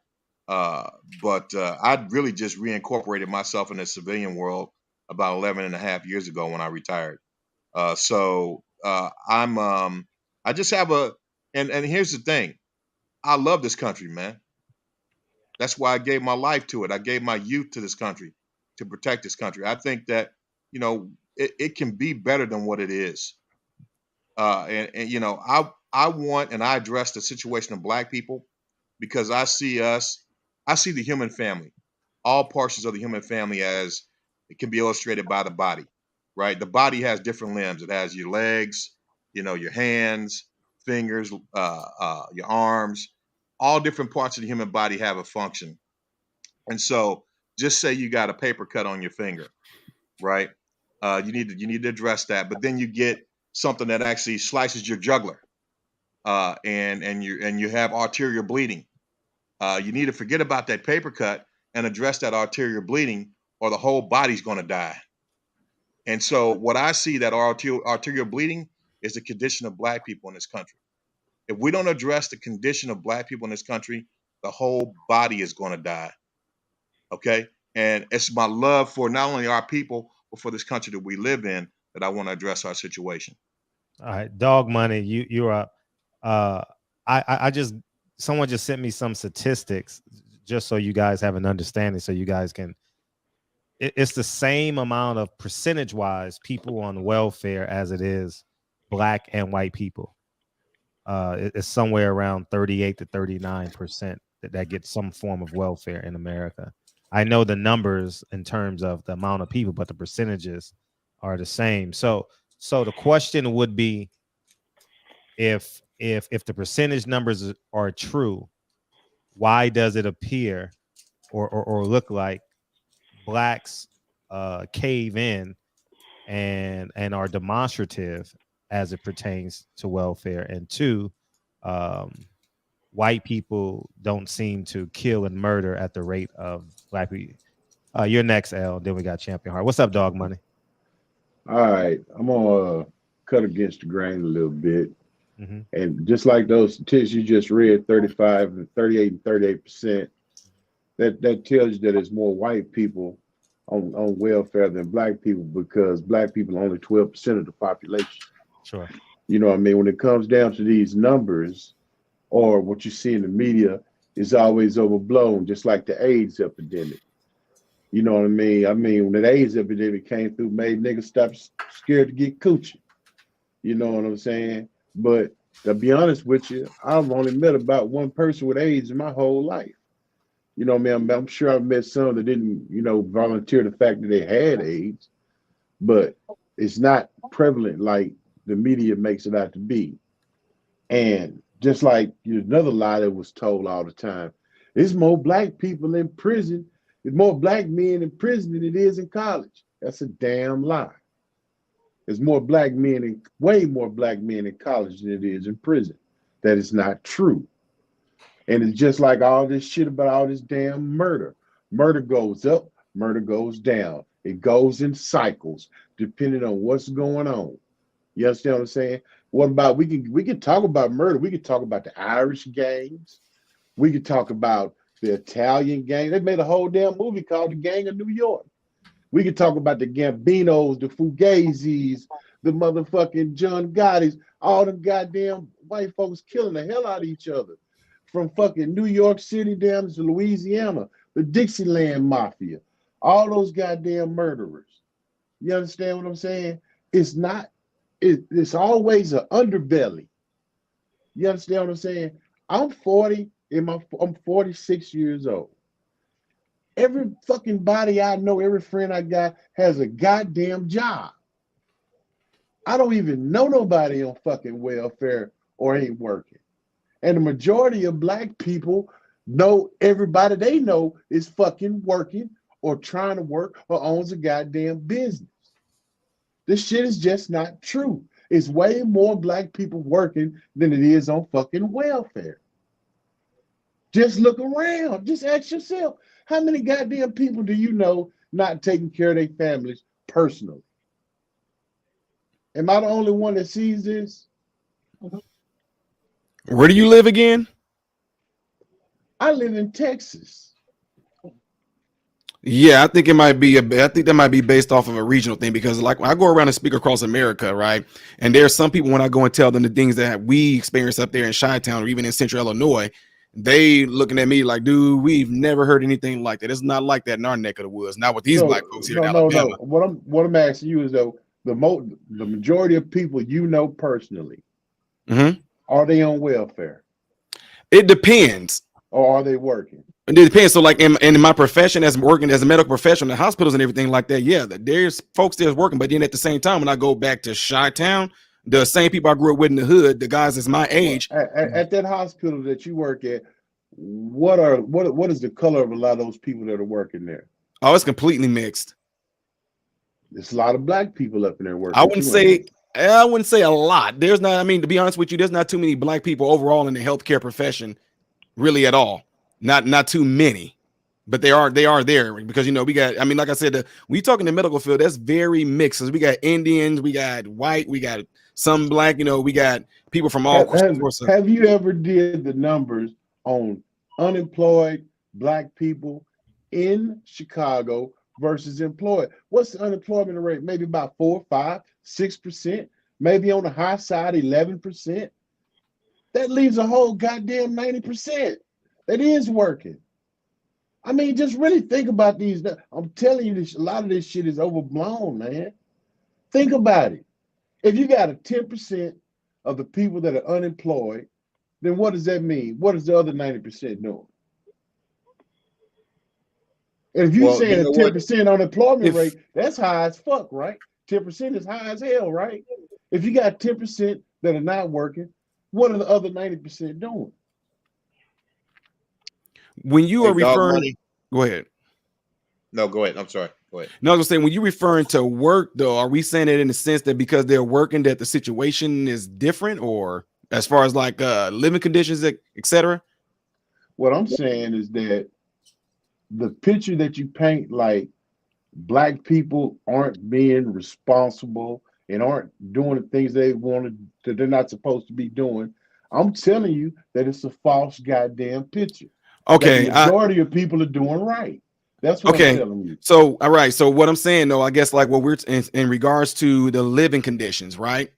That's why I think a lot of people get that. So you can be working and you still in the projects in the hood. You know what I mean? People still have jobs and still on welfare. It don't matter where you live. If you're doing the right thing, you got to give those folks credit, regardless of whether they're poor or not. If they're not oh, absolutely. Oh, yeah. You got to give them credit. Right. Oh, for sure. Absolutely. Man, I don't give a damn if I'm working Walmart bagging groceries. You still gonna respect me as a grocery bagger. Somebody got to do the job. Somebody got to clean that goddamn toilet. Right. You know what I'm saying? So that's all I'm saying. I'm gonna go against the grain a little bit because I don't feel like you're painting a fair picture. Everybody's not out here fucking blowing somebody's head off. My kids ain't doing it. You said your kids aren't doing it. Fred's kids ain't doing it. But they don't change the number. Right. It's I still was just getting ready to say that. Still 34 people, which is a lot. It's always been an underbelly. Everywhere you go, every country, anywhere in the world, there's always an underbelly. If you had looked at me, if you had met me when I was 22 years old, you'd say, shit, that boy, he on the goddamn railroad straight to prison and motherfucking to the graveyard. But life goes in cycles. I don't agree with the cycle. I would have believed with disciplines and. So you were always a good kid. You were always a good kid. That's not what I'm saying. That's not what I'm saying. There was never a chance. You've never done anything where you could have shit could have went wrong and you could have been in prison. That's not what I'm suggesting. What I'm anyway, I'll bring on the next person because I don't want to make this show about me. It's about y'all. Go ahead, El. What you got? Great show tonight, man. Everybody's making great points. You know, this discussion has been webbed off of Jerry and Mike's points, and I believe, as was mentioned before about several of the panel members, that they made great points. Now, I'm gonna put my take on it as far as it pertains to giving credit to both of these brothers' points. Now, I'm gonna start by giving an analogy. If I spit on you, would it surprise you that I would slap you? Probably wouldn't come as a surprise. If I slap you, would it come as a surprise to sock you? If I straight out assaulted you, would it come as a surprise that I would kill you? So on and so forth. I say this to say that, yes, there are systematic designs within the system, within this structure, this power structure that we living under, that are aimed at certain groups of people. Why do we know that it's true? I'm gonna tell you why we know this is true, and this is all we need to know that this is true. We were brought here as enslaved captives, dehumanized. So nothing surprises me of what can happen to black people against the oppressors of the system. Nothing surprises me. Now, we've been dealing with this for 400 plus years as black people. Now, we've been hearing the same thing, singing the same song, going about the same method, just same game, new faces. That shit is old. Watch this. Don't expect nobody to help you, especially a motherfucker that didn't put you in this position of destitute. You can't expect nobody to help you. And if we keep singing those same songs, you know what the end result gonna be? That in which we see now, that is playing out. That's why you mentioned dog money, the cycles. Yeah, the cycles come back. Why? Because that's like insanity. You keep doing the same thing, expecting a different result. Here's the new age right here. This is what we got to do is new age. As brothers like Modern Renaissance men have mentioned, and I always mention, hey man, it started in the home. And Fred, you know, I've been a proponent of that idea. Hey man, be a father at home first. That's gonna change it. One home at a time, one father at a time. In totality, I get a winning argument points, even if you don't have the understanding, even if Jerry don't have the understanding. I'm gonna say that he won in my eyes simply because he don't have the understanding to know what it is to be black, and he ready to admit that. But I'm gonna tell you why he ultimately wins that, because accountability trumps all. Listen, we not gonna be treated equal in this country. We black. There is no such thing as equality. Nigga, they showed us that. They been showing us that. But this is what America grants, though. America grants an opportunity for everybody, and we've seen that to be true. So the only way to take full advantage of this opportunity is that we need to come together. It ain't no reason in hell for whatever divisive mechanism or machination that they throw in the game. Come on, that is to be expected. That's almost like as devious as and cunning as I've seen they've thrown things in the mix. It's almost like childish, like to not be able to see that coming and just say, oh man, that ain't gonna even affect me. Like, of course, why would they give us an equal opportunity to be at the top, man? We talking about, look, every throughout history, man, we've seen empires. These empires are, for those who had the empires, they want to keep the empire, they want to keep the power structure within. Man, we've seen this with 6 previous empires, the major empires of the world. We didn't seen it. Why would white people, Anglo-Saxon, American, Great Britain, why would they do it any differently? We can't expect them to. We can't expect them to give us no precedence. They're not. Who has? What empire has? Let me ask you a question, man. Go ahead. Can I ask you a question? Okay, you said wins. Well, you talking about you talking about he wins in regards to my comments? No, when I say win, I'm not. When I say win, just like I always say, just because I don't agree with your point, don't mean I'm in opposition to it. Right. Just because I say he win doesn't mean you lose. Why? Because you told the truth. Your point was truthful. But if it was a percentage thing, he wins by far, because I don't subscribe to that notion. Why? Because my mother, the way in which that I've seen my mother raise me and how I seen other parents, black parents, raise their kid, you know why they was raising us like this? They kind of raised us with the ideology to be inferior, because that's all they knew. I was always against that shit. They knew that because that was the narrative given to them. Who gives us these narratives? White people. Oh, why would that be beneficial for white people to give us these narratives as black people? Because the mental conditioning is all I need to do. I only have to mentally condition these niggas now. See, they cannot no longer physically enslave us based on the law of the land. But the mental enslavement is, and the mental condition is more stronger than anything, my brother. Believe me, it's stronger than anything. When you change the way you think, you automatically, from that moment on, change the the course of your entire life, man. Point Hey, blank, period. what I'm gonna say, man, and you know, when the wins thing, you bring in. First of all, I didn't come on here to debate this guy Jerry. I didn't do any of that kind of stuff. Jerry, I'm gonna let you respond next. I'm sorry, I forgot. What I came on to do is really just explain why I have the perspective that I have, and Mike, what I think is important for us to hold on. So what I'm trying to say is this: when you talk about, there's nothing about what I said that did not put an emphasis on accountability. Obviously, I believe in accountability. Look at my life, man. You know what I mean? My life is not defined by as a man that does not hold himself accountable to do the right thing. You understand? So I believe that as a just a primary tenet of how you construct your life, how you do things day to day. Accountability is the number one thing. So I don't, but I'm also not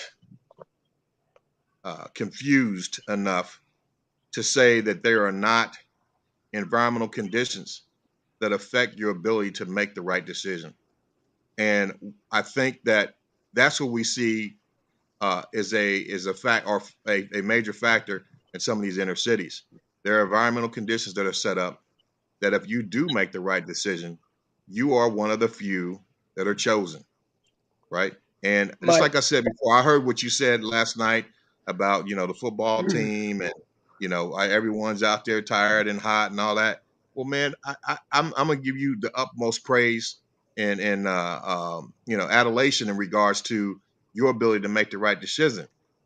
But you know, by no means believe that everyone's going to be built to do the same thing. Not everyone's going to be built to do that. Not everyone's going to be built to make the decisions that you made in those type of conditions. And so what I'm asking for is for us to, okay, understand that we just may be the few that are chosen. And our responsibility is to reach back with some empathy. And if you got people that are making decisions that they just don't want to do right, then you have to allow them to allow God to deal with them and help them to bring them around to the right decisions in their lives. But that by no means we think that we're elevated or somehow better than other folks because we've been blessed to make the right decisions and execute a certain amount of discipline and resolve and accountability in our lives when others haven't. We just can't do that. We have to realize that every particular race has their talented tenth, as their talented tenth, as W.B. Du Bois talked about, that will overcome any situation that they're faced with in life. Okay, every race of people has that, but our race of people has a unique set of circumstances that are very challenging that other people do not have to experience as they walk through life in this United States of America. And so that's what I'm saying. I'm saying we need to be able to define what's going on and then respond to it in kind. Let me get Champion Heart on. Just to get clarity, I have a bunch of tenants who are on welfare, Section 8, and what happens is it's a scale. So a person on welfare can actually work, and they have to pay a percentage. So I have tenants paying in between $200 and $500 a month, based upon their working situation, you know. But here's the catch to that: they never go over. Right. They never go over because they don't want to lose the That's benefit. right. They're gonna take it. Yeah. So I want Champion Heart. Hey, Kyle, I forgot about you, man. Go ahead and sound off, man. But I just want y'all to understand that it's a choice. It's really a choice. Like, do you give up these benefits and raise your kids and find trust in a man, or vice versa, a man that's on welfare, find trust in a woman and build this family? You know, I think that's the decision that we have to make. I don't think we can say that it's the government taking the men out of the family. I think that makes us weak, because when we look at slavery, I was a history major in college, and I remember having these thoughts, and I'm glad I have this platform to say this. Like, you mean to tell me a white man came to Africa and took me? Huh? You mean this nigga came on a steamboat took me and then just took me to America? What type of bitch am I? What type of, I'm being honest, like what type of weak ass bloodline did I come from? You know, and these are like thoughts I be having in my head, like, and then now in 2022, what type of weak ass man doesn't say to his wife, his woman, say, I can make $1,800 extra. I can make $1,800 a month. We don't need this welfare. It's gonna be challenging. It's gonna be tough. You know, I can't go to church on Sunday. I'm gonna work an extra shift. You take little Michael to Sunday school. I'm about to go work this second shift. You know, so I think that I think that the modeling has to be reestablished, and also the mindset, because I remember I got two separate stories. I had a young couple, right? And I told them, I said, I'm kicking you out in a year. Who's that in the background? That's you, Kyle? Kyle, that's you. Oh shit, my bad. Yeah. So I said, I'm kicking you out in a year. They were on this single parent. They were on this single parent type of grant, right? And they were able to, they didn't save. Whereas I had a single mother who was a lesbian and had a daughter, and coincidentally, her daughter goes to the same school my son goes to. So check out the accountability. I live in a high tax area, right? Whereas we don't have to worry about nothing at Lincoln now Kennedy School. She took her daughter all the way from the inner city. It takes her about 30 minutes to go to Lincoln and Kennedy School, which is her school, take her child to school. And guess what she did in a year? I posted on my Instagram. I helped her buy a house. She took that $20,000 because she was on the same program. I said, I'm kicking you out in a year. You got to go in a year. You save this $20,000 and you go buy your house. One couple didn't buy the house and one couple did. And so I think it stems down to ultimately personal accountability, because the fulcrum is always going to be, we always going to be losing, you know what I mean? Like as a whole on a macro level, but I think we can offset it, you know. Renaissance man done inspired 50 men every year, 50 men and women every year. And like I told you, Michael, and I'm gonna tell Deacon this when he come in, show me your fucking receipts. Because if you're not showing me receipts, and we're pro-black from 730, not pro-black, but we're pro-community, we're pro-building community, and you're not showing receipts, then we're just, you know, I mean, it sounds good. It sounds beautiful, but I'll let y'all respond. Jerry, I apologize. Go ahead, and then we'll go to Kyle and then Champ. Well, you know, good points being made by everybody. I'm here to learn. I'm not here to win a contest neither. Me and Michael, we disagree on some basic philosophy type things. But there's a lot of things that I've learned listening to him that we firmly agree on. So I'm not here to convince him either, because, you know, listen, we're adult men. We're going to use our own experiences to draw our own conclusions. But we got to stay open-eared and open-minded to other ideas, or else we're just blowing out hot air. We disagree largely on some of things that he wants to claim are systemic or environmental. And to me, again, just like the one guy said, the one brother, and I'm bad with names, but accountability trumps it all. It trumps it all. When you're talking about people and races and circumstances and environments that influence, well, guess what? There's plenty of poor white people too. You want to talk poor? Plenty of poor white people. You want to talk uneducated? Look at the Appalachians. Plenty of poor, uneducated white people too. You see, a lot of the environmental things are the same. But again, when we're talking about the violence, so when the news reports, and he wants to create another false equivalency that the media is trying to frame black people as the dregs of society. No, I'm right here where one of the cities that's in the discussion of the violent inner city crime, black on black crime. The news reports on it because guess what? It's newsworthy. A lot of people got to go downtown and commute downtown, and when there's 7 and 8 people getting shot, Jerry, there's no such thing as black on black crime, though. I just gotta tell you that. Okay, well, I don't want to really get off on that because that's what this is.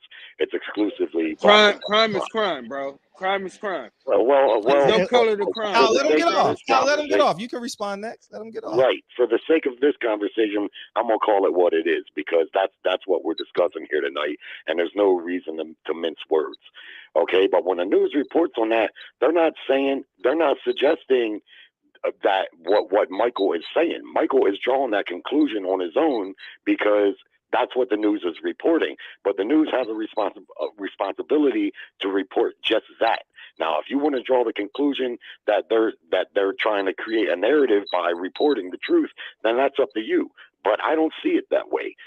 Again, personal accountability. I live in an area where I live around a lot of black folks, and guess what? They're middle class and upper middle class, working class black folks, just like myself.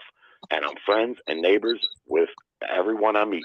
And the one thing that's in common there is the two-family household. I see the father out there working in the yard on Sunday, just like I do. A lot of times his young son is out there with him, like I got my young daughter out there working with me. And they got a couple nice cars in the driveway, just like me. The houses are moderate houses. Some of them are a little bigger than others. But you know what? They're doing good. They're living well, and they're doing good. And like the one caller said a couple calls back ago, I just looked up the statistics for welfare. Well, according to the statistics I've seen, it's about the same percentage-wise, 38% of whites are on welfare and 39% of blacks are on welfare. But we also know that there's a lot more whites in the country than there are blacks. So when you're talking about the number from a percentage standpoint, there is a lot of black folks on welfare, but there's a lot of white folks on welfare too. But where I live, I see working class black folks that have not gotten, they're not buying into the Democrat hustle that you need to be on welfare and you need to be dependent. The thing is Michael seems to think, and if I'm wrong, he can tell me so, but he seems to think that there's this coordinated effort by white folks to keep black folks down. But I'm here to tell you right now, there's no benefit in that for white folks. None whatsoever. If black people ain't working, white people got to work that substitute their income and pay the taxes that pay the welfare. If black people are desperate, that means they're going to be more prone to commit crime. And how does that benefit us when we got to go downtown and work, or we got to go around on the street? This is not the people of 200 years ago. And lastly, I'll say this. When I was coming up in the mid 80s, I'm the same age as Michael. I'm 53 years old. There was a hell of a stigma against gay people. Gay people were treated unfairly. They were constantly harassed, beat up, and it was just a hell of a stigma attached to it. But here in 2022, just a short 35, 40 years later, nobody is treating gay people like that really anymore. You don't see that. Gay people are allowed to get married, and nobody's really people progress. You see, that's my point. People evolve. Not everybody was slave owners back when slavery existed. In fact, it was less than 10% of the country. You had to have money to be a slave owner. You had to be a rich plantation owner. A lot of people think that if you was white, you was just issued a couple slaves. Not true. Not even close to being true. And in fact, a lot of people were against slavery, just like today. White people are human, and they and yes, what happened in some cases, in a lot of cases, what happened, it was wrong, it was devilish, satanic, all the things Michael said. But there was a lot of people where it wasn't like that. And here we are a couple hundred years later, and it's not like that, man. There's no benefit for white folks to keep black folks down. None whatsoever. It's better that they succeed. And when it came to the immigrants, the Latin immigrants entering into this country, I said, you know what?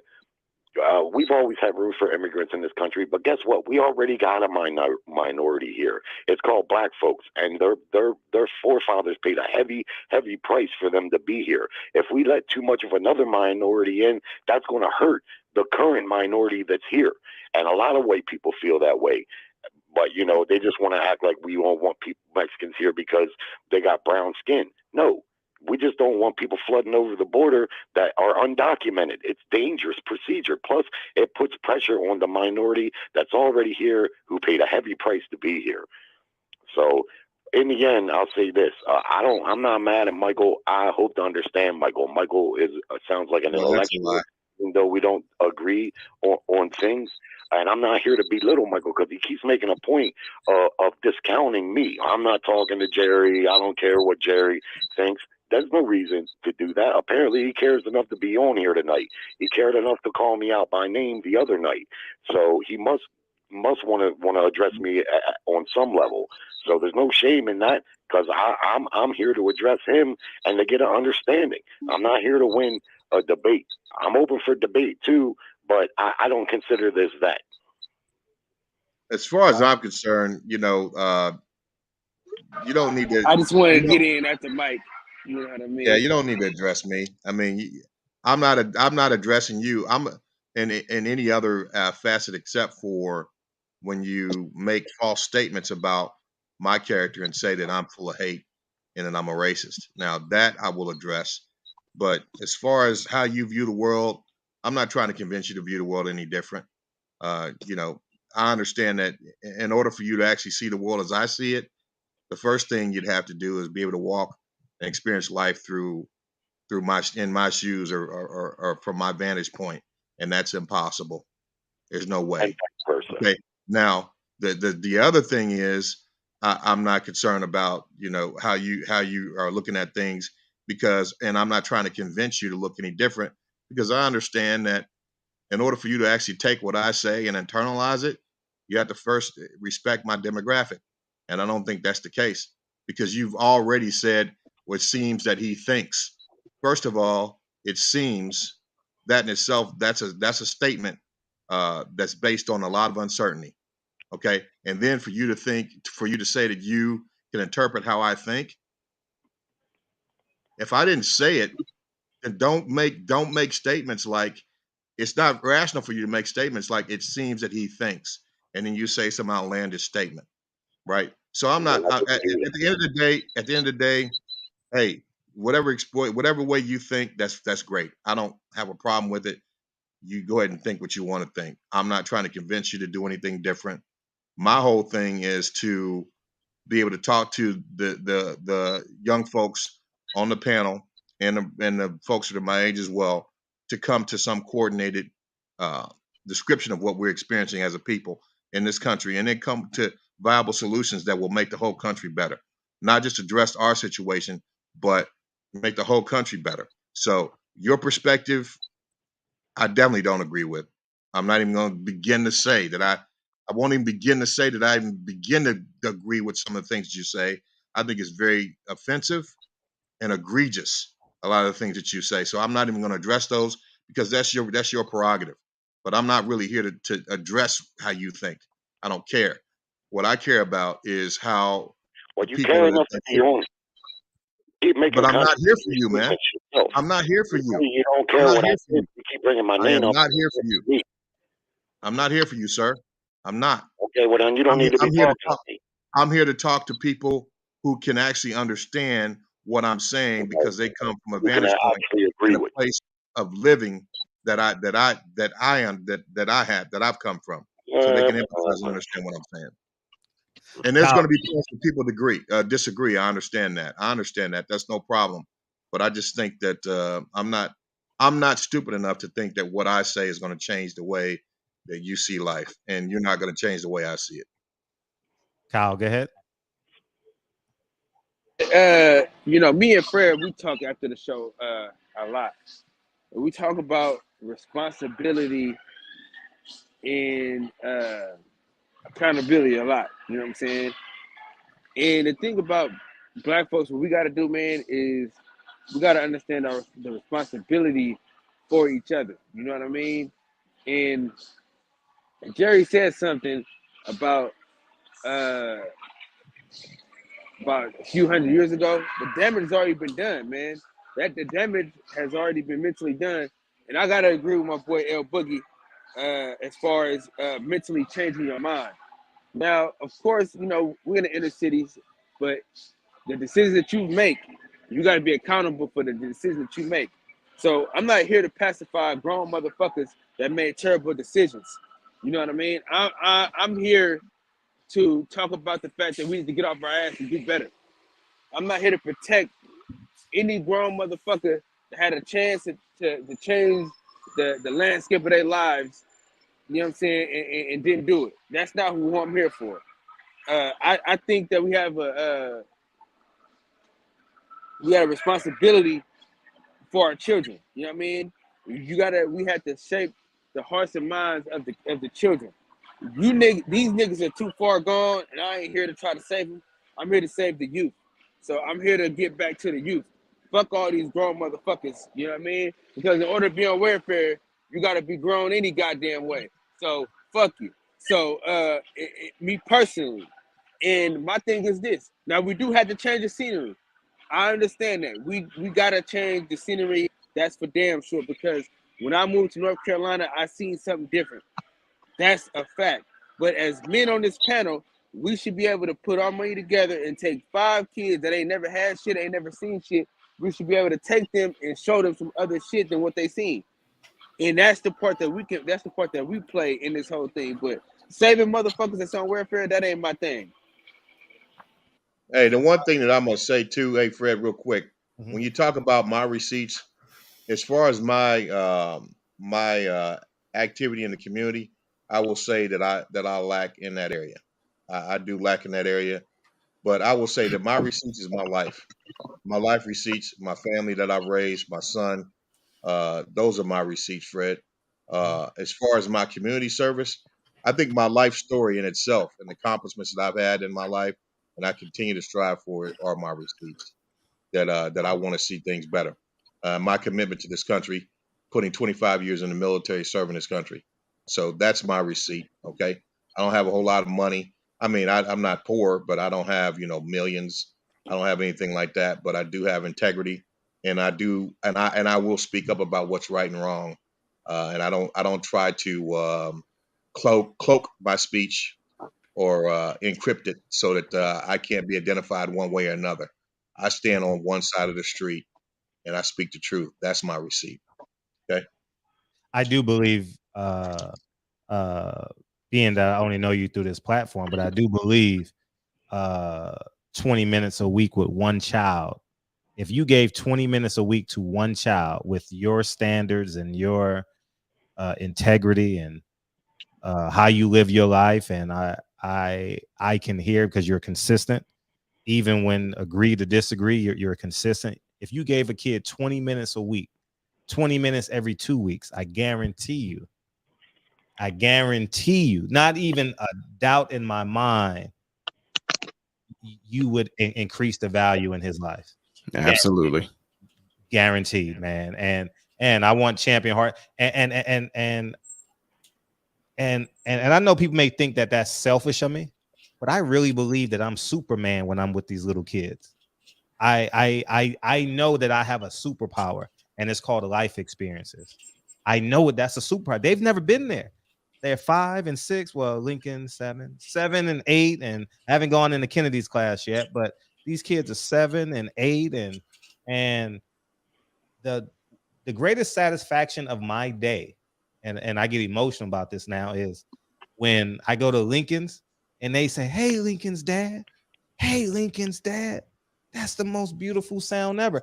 I don't believe I can reach everybody, but I know that I have a kid that I mentor. This motherfucker's a ransack. This motherfucker running through the school, right? And but I know 20 minutes, 5 minutes a day, 10 minutes a day.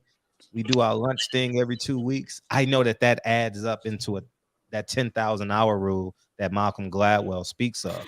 So everybody that hears my voice, that 2 minutes, that 3 minutes, because if you are success, you are a creature of habit. That means you make the same right turn. You go to the same coffee at the same time. You see that same beautiful barista. You see that same beautiful lady walking across the street. You see that same homeless man right in front of the gas station. If you're successful, and I'm talking about successful as raising your family, not the amount of money you bring. You see the same people every day. So you're going to walk by that kid every day? Right. You get what I'm saying? Can I intervene? Can I say something? Cause my service. Oh yeah, I'm sorry. Let me get in next because my service is fucking up. I got you. Go ahead, champ. Got you. Yeah. Salute to my brothers, man. It's a good conversation, man. I'm gonna be real short, man. Real quick, salute to my brother, Mike Fuller, man. Much respect for that brother. But what I wanted to say, man, was that, you know, it's Jerry says that he's here to learn, but he tends to have the mindset to just not listen to anything that Fuller has said because he doesn't agree. So he just cuts it off. You know, I agree with him on several things that he said. Did you not? Man. Right. But check it out, Jerry. You said that he seems to have this notion that there's a plan to keep, you know, black people in a certain condition or position. You yourself brought up Jim Crow laws. What do you think those laws were for? Are those laws 50 years off the books? Okay, but understand that the damage has been done. Check this out, Jerry. If this is why there's a wealth gap. Because you see what I'm saying? Because there was a head start. That's what the Jim Crow laws did. Okay. I can argue that. I agree with that. Okay, so that's what I'm saying. Mike gave you the explanation, but you refused to listen because you didn't agree with it. This is another example. Jerry, if I set your roof on fire on your home, and then I come with a water hose and put it out and say, look what I helped you do. Now, the fact of the matter that I set the fire, I'm gonna tell you, no, man, you need to be responsible enough to rebuild your garage, your home, your roof. You won't hear me disagree with that. Okay, so this is what Mike Fuller was trying, you know, to explain to you. You know, L said it tonight that it's that visualization is very real. Very real. And this is and what Mike was saying about the propaganda that Hitler used is what they're doing today. And but we don't recognize it. We don't see it as that. You know, Jerry, you think just because there's a black man that lives in your neighborhood and has a nice house and a nice car, you know, that there's no system designed to keep his foot on his neck. That's not true. It very much is a system. Do you know that just because there's not slavery, do you know that what the 13th Amendment is? Just because it's renamed doesn't mean that it's not gone. Yeah, okay. Well, you're making a lot of wrongful accusations. That's not another argument. Tell me, if you could articulate instead of this broad overview that you just want to tell me I didn't listen to what he said. I listened to what he said. I didn't agree with some of it. Some of it I agreed to, and I said as much. He just got done saying he doesn't agree with anything that I say, which tells me how much give and take intellect that he has. See, I'm willing to admit that I agree with things that he says. He doesn't agree with anything that I say. What, in particular, to Jim Crow laws? Those laws are almost 60 years off the books. Did they do damage that could still be ongoing? Yes. As they pertain to violent crime in inner cities today and personal accountability, no. There's where we disagree. You're not going to tell me that because you grew up in a certain set of conditions that right isn't still right and wrong isn't still wrong. That does not. But it's a mindset. L said it tonight. It's a mindset. I'm gonna come in and I'm gonna play baking soda and bring this all together because I'm gonna first say this, Mike. I apologize if you thought I was, saying like, it was a win or lose thing. That maybe I used the wrong terminology, but It's all I'm gonna good, go. brother. I'm gonna go back to Did you finish? Remember I told you when you said nobody had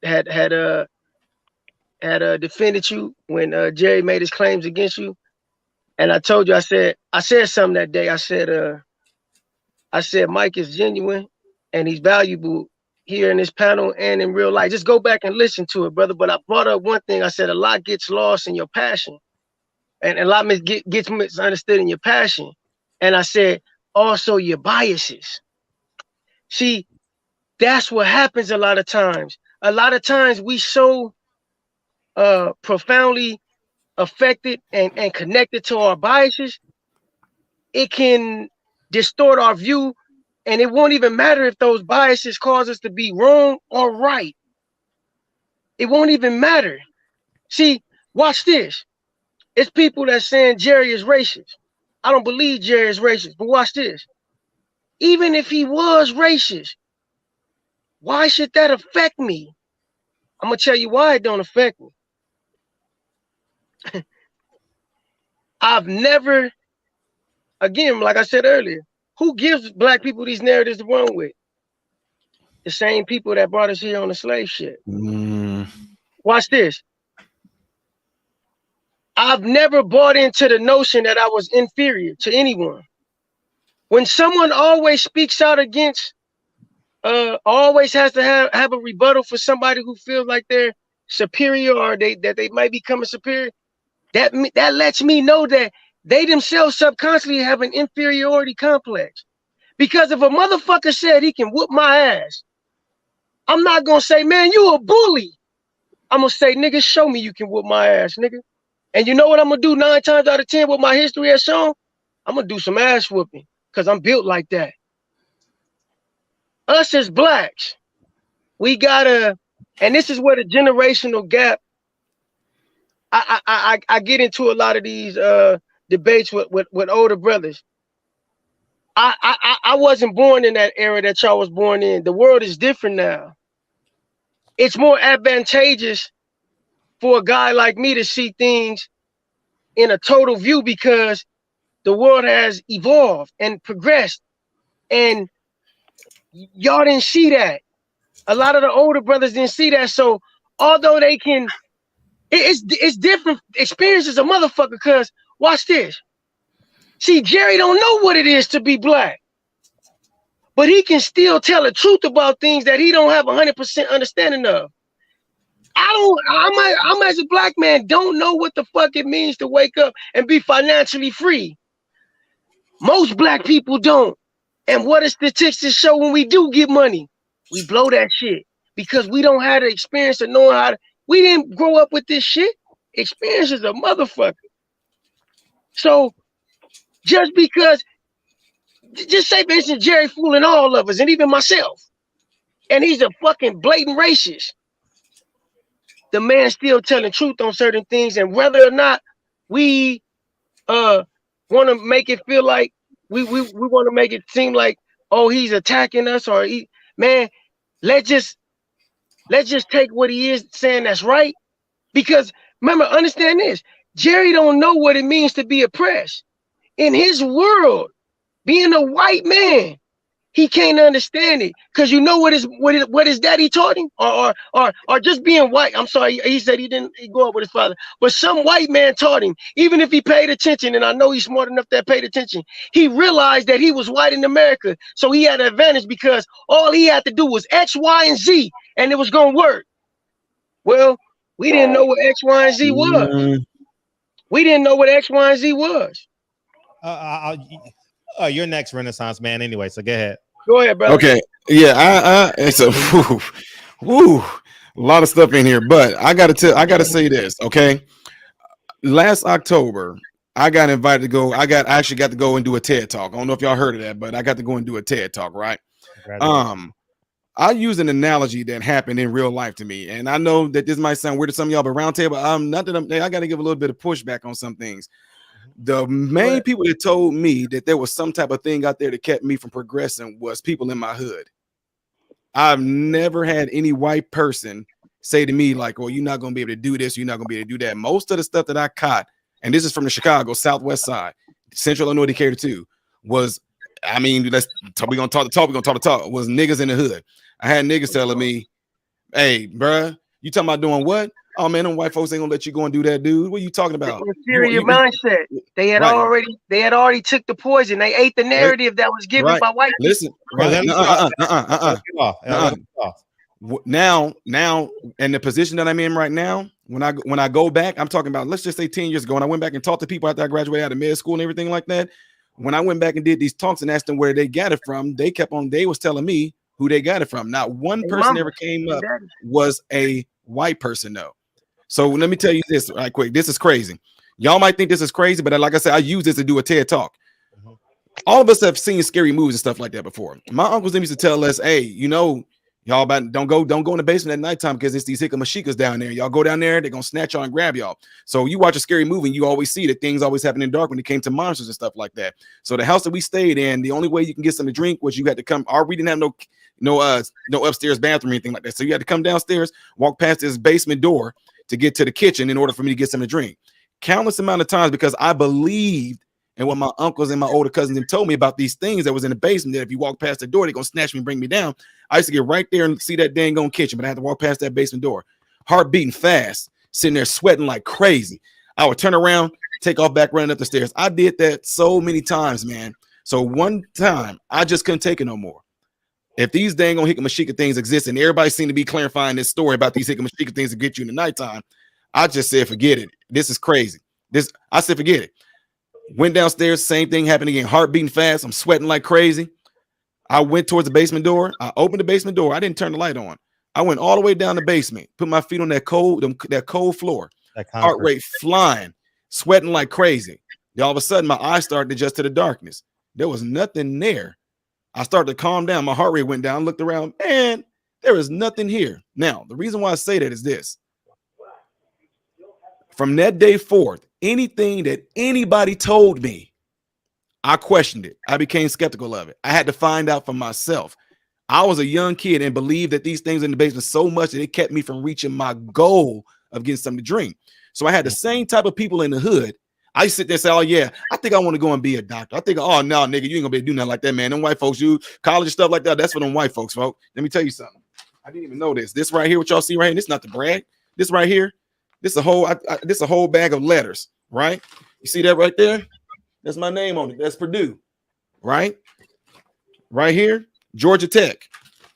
Right here, FSU.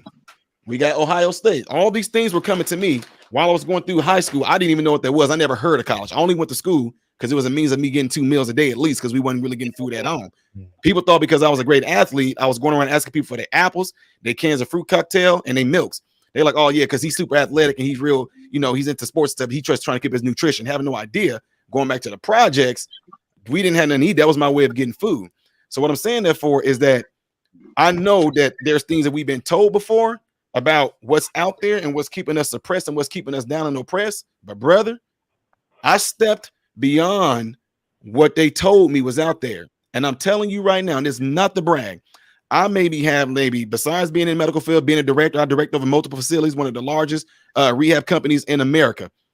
But on top of that, I have maybe 7 different streams of income that come in because I didn't buy into somebody saying it's something out there that's going to keep you from doing that. After that basement incident, man, you can tell me right now it's a beautiful day outside. I'm going to nod my head like, "Oh, okay," but I'm going to go out there and check and experience and see if that day is beautiful for my own self.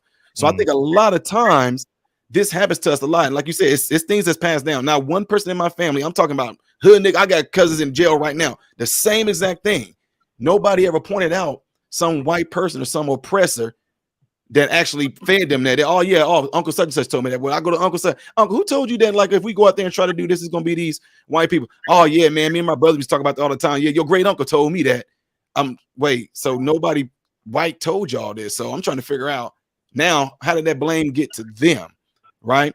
So what I'm saying therefore is right now, man, I know that we've been told this, but dude, I'm just telling you just from my own personal experience and other kids that I mentor, kids that we got come up that actually are doing financially well, is that I think a lot of times we've been tricked into actually believing that. And just like me as a kid, because I believed that so much about those things being in the basement, countless amount of times I kept myself from getting to my goal because I believe what they said. And one thing that I know that we can be controlled by is fear. If I can get you angry and pissed off, I can control you. If I can create a scenario or make up a scenario to make you think something is out there, to make you fearful of actually going to pursue it, then I can control you. And I'm telling you right now, dude, it is countless amount of opportunities out there that nothing is going to stop you. And one thing that people try to get on me about is when I got my first degree in physical therapy, I was the only black person in that program. Oh, see, I'll see systemic racism. Everybody else is white. I said, wait a minute, all time out. Let me finish, folks. Let me finish. We started off with 25 people in the program, very competitive. We ended up with 11. It's a very competitive program. Matter of fact, if you get a 90, if you get like a 93 and above, that's considered an A. But if you get a 93 or 92 and below, that's considered a B. That's how competitive it is. Point is saying that we ended with 11 people. So I went to my professors and I asked them, like, hey, you know, I'm the only black dude in here. Like, I don't have nothing against that, but I just want to ask you guys, like, is there a reason why? The professor pulled out a pile of papers and said, you can look through all these right now, Ty, if you think I'm lying. They say, because you was the only one that applied. Not too many people even know about the program. And where I came from, the exact same thing.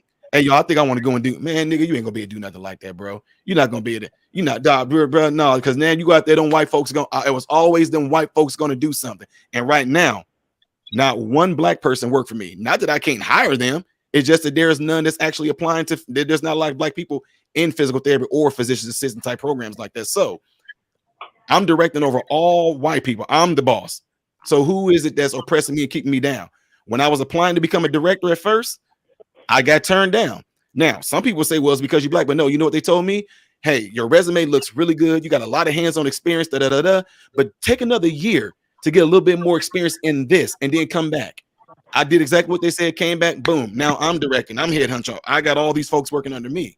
So I don't want it to get, I mean, I understand that there's some things that are in place to an extent, but as far as an individual pursuing what you want to here in America, dude, it's endless, man. It's absolutely endless, but it's all going to come down to you actually hooking up, linking up with the right person. Whatever it is that you want to do, all you got to do is just say, hey, who might know something about like stocks and bonds? I would like to talk to somebody like that. And these people are out there and they're willing to actually flood it down to you.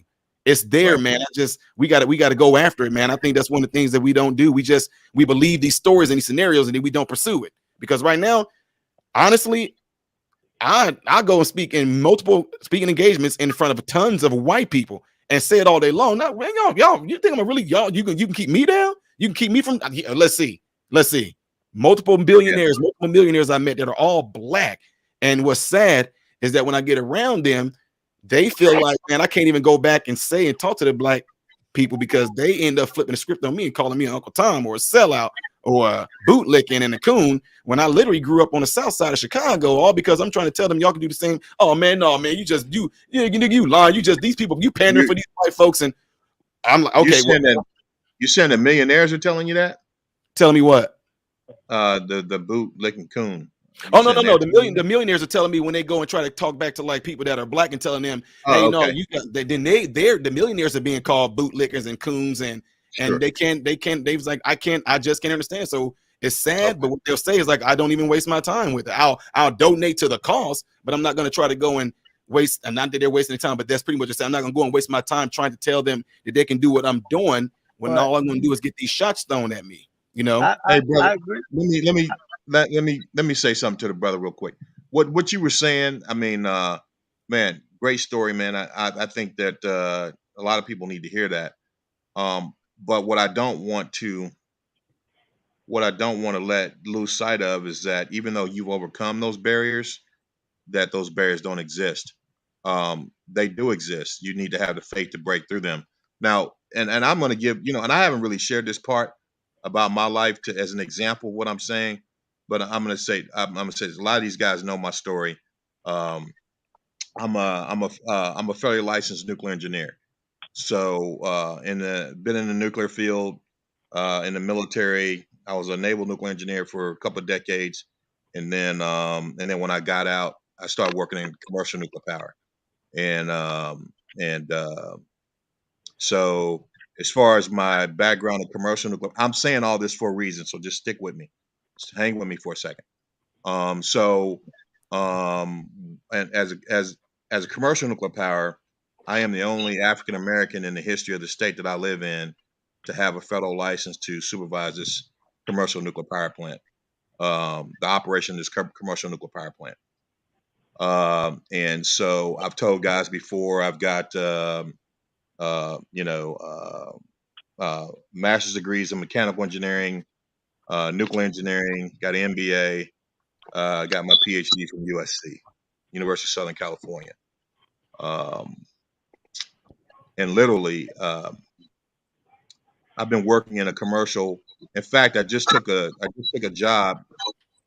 I retired from the military in 2011. I was the director of nuclear training, education, and training for Submarine Learning Facility in Norfolk, which is the largest naval base in the world. We had a couple of submarine squadrons that were there, and then there were a couple of aircraft carriers.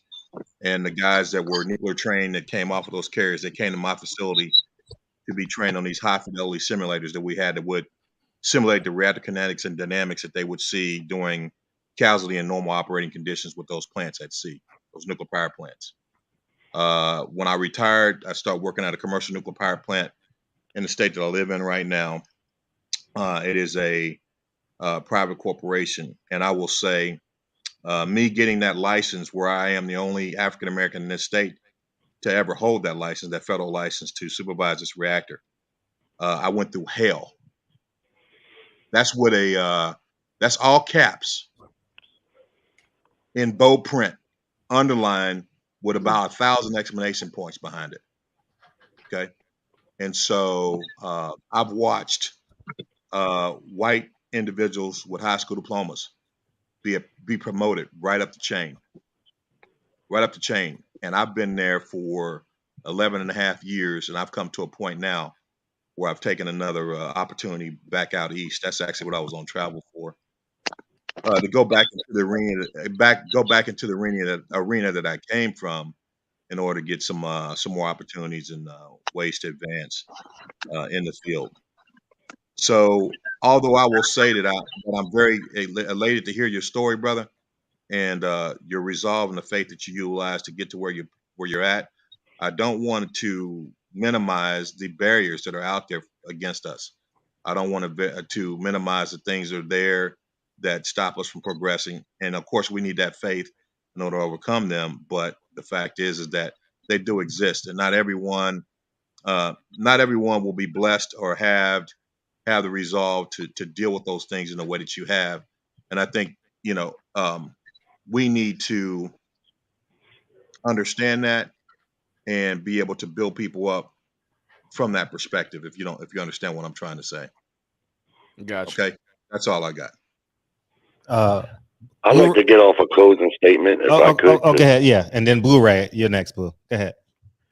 Thank you. Thank you for coming through, Jerry. Thank you for coming. Yeah, I got to get ready to go, so I just got one or two more things to say, and I'm going to try to flow with it. I agree with what the guy was saying. When you want to overcome, overcoming is not something that you're selected for. It's not some divine intervention that selects you to do that. That's what you select for yourself. Michael is an example with the accolades and the education that he has, that he wanted that for himself, and he was able to obtain it. There was no barriers to stop him from obtaining it, just like there was no barriers from the other guy who had 7 streams of income. That's what he wanted for himself. It wasn't selected for him. It was nothing divine about it. Not true, sir. There were barriers. I just overcome them. I just overcame them. Well, guess what? We all live with barriers. When I was getting my dissertation at USC, I was opposed like no tomorrow. When I was getting my dissertation approved. So there were barriers. There always have been. Decided to persevere on your own. It wasn't some divine thing that selected you for that. Everybody faces barriers in life. Everybody, every race, every sex. But for the people who continue to want to keep telling me that I don't understand what it means to be black, maybe people aren't listening. Of course I don't understand. I'm white. There's no way I can understand entirely. But like I said earlier, I grew up in the ghetto. 90% of the people around me were black. And guess what? Most of them treated me very poorly. They treated me like a minority. I could give you a million examples of where I was prejudiced against because of the color of my skin, you see? But the one I'm going to give you is one that happened in my adult life. And it's a short story, but I'm going to make it quick. I got one child. She's a 17-year-old female. When she was 16, she's a bit of an introvert. She's honor roll student every year she's been in school, but she's a bit of an introvert. She has only had one boyfriend in her entire life, and it was a black kid. His name was Evan. Evan's father is from Africa. I can't remember which part, but nonetheless, he's the pastor at this Pentecostal church that's just about 2 miles from my house. Well, she asked me one day. She said, "Listen, can I go over to the church over there on Windsor Mill and Evan, and they got a movie theater in the church, and the kids is going to watch a movie. Can you take me over there?" I said, "Yeah, I'll take you over there, but I at least want to speak to his father, because I knew his father was the pastor there at the church." And I said, "And then sure." So I take him over there, and that's an all-black church. Well, I had no problem with that, but I wanted to speak to the father just for it because she hadn't been anywhere really unchaperoned. So I took it out. I spoke to him for a little while. He seemed like a decent man to me. The environment seemed safe to me. I had no problem dropping her off.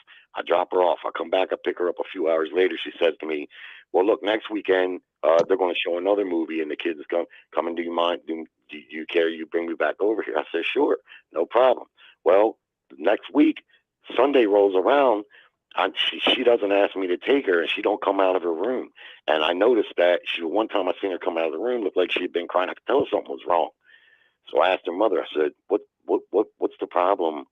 Why is she acting upset?" She didn't. I told her mother she didn't ask me to take her over to the church like she wanted to go. And she said, "Well, Evan told her that her father didn't agree. He didn't like the fact that he was interested in a white girl." Now, I raised that girl for every day to not see the color and not judge a person by the color of their skin, but by their character, with all of my heart, and her mother the same way. And so that broke my heart, man. Now, I didn't let her see that, but I dealt with just what people say I can't understand. Yes, I can understand. You see what I mean? Now, I'm willing to admit I can't understand entirely. But as it relates to the entire subject, I can understand a lot more than what you're giving me credit for, some people. And on top of that, my main argument has been mostly about the violence, you see? And there being no excuse for that, okay? And I'm not saying people don't have bad situations. White people have bad situations too. That you guys are misled to think that if you're white, that you just got some cakewalk. That's just not true. Now, maybe it's true for rich white people, just like it would be for rich black people. But most of the rest of us, it's just not true, man. There is nothing in the ether there that we get up in the morning and we got opportunity just laid at our feet. We got to work for it just like anybody else. So that's mostly what all I had to say tonight. A shout out to everyone in the chat and on the panel. Great show, I think. And like I say, lastly, just because I'm a white guy and I'm speaking out on things like this and I'm willing to join in, you don't need to think that I'm speaking from a place of hate or anywhere else. I grew up in a situation where I've dealt with a lot of the things that's just what you're talking about, just in reverse. So that's why I feel like I can speak on them to a degree. Some stuff I won't comment on because if I can't relate, I won't comment on it. But nonetheless, good topic, and salute to all the boxing fans out there. Appreciate you, Jerry. Hopefully I'll see you tomorrow. Bro. Appreciate Thank you, bro. Yep. Blu-ray, what's up, man? You still there? Blu-ray. He dozed off in his chair. Yeah, he dozed off in his chair. Anybody want to chime in? Feel free, man. Anybody want to give everybody Okay. go around. Yeah, let me get his closing thought real quick, man. Then I'm gonna get out of here, man. you know, I got nothing against Jerry. It's just I've never uh, I've never heard of I've never heard a white man not understand. Well, I'm gonna say he says he doesn't understand white privilege, but all white Americans understand their white privilege. I think I remember a past show he asked for examples as if he didn't know, but you know, I can give him 2 examples right now. Dylan Roof was able to kill 9 people and be taken to Burger King after he did it. Jeffrey Dahmer was able to kill people for years, and he was told by people in the community, hey man, this guy's over here killing people. There's a smell coming from his apartment. There's something going on. But yet he was able to continue to do it for years. You know, those are just 2 examples of white privilege.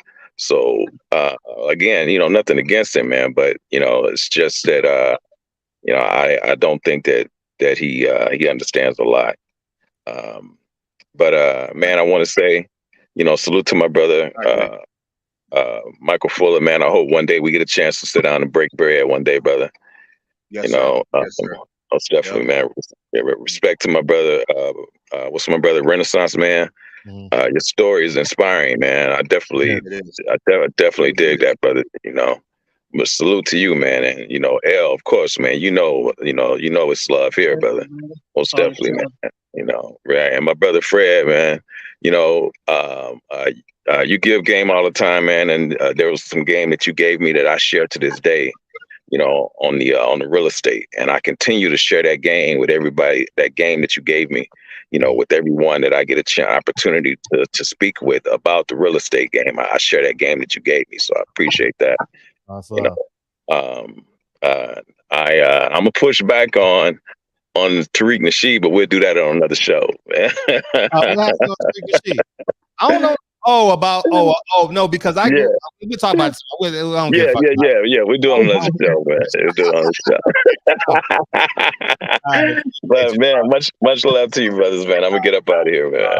Brother, much love. All right, now.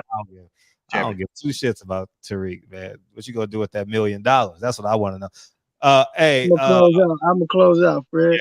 I'm gonna get my closing remarks, man. Another great show, man.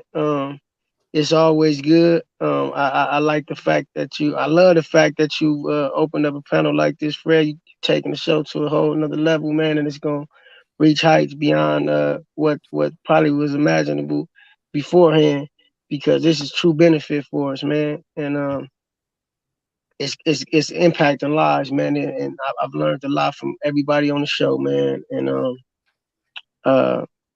man, Mike, you always kicking good game, man, and I'm always all ears for it, man. And you know, I'm gonna say like this, man. I believe you and Jerry is y'all got more in common than y'all do have you know, than not. You know what I mean? And Jerry's all right with me, you know. Like I said, some things, man, you gotta understand mentally, even with the in-depth knowledge that I have about things, man.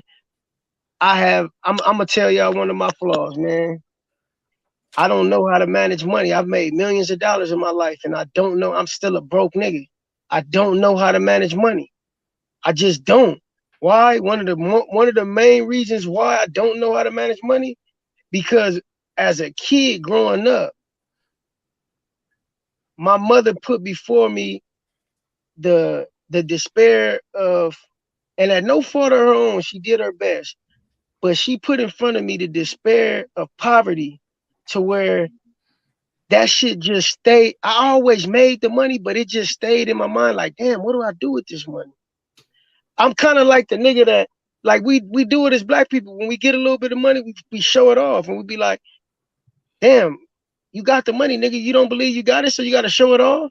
I wasn't that nigga, but in my mind, I was like, damn, what do I do with all this money? Like, I remember I hit for in Vegas, man. I hit for 150,000, man.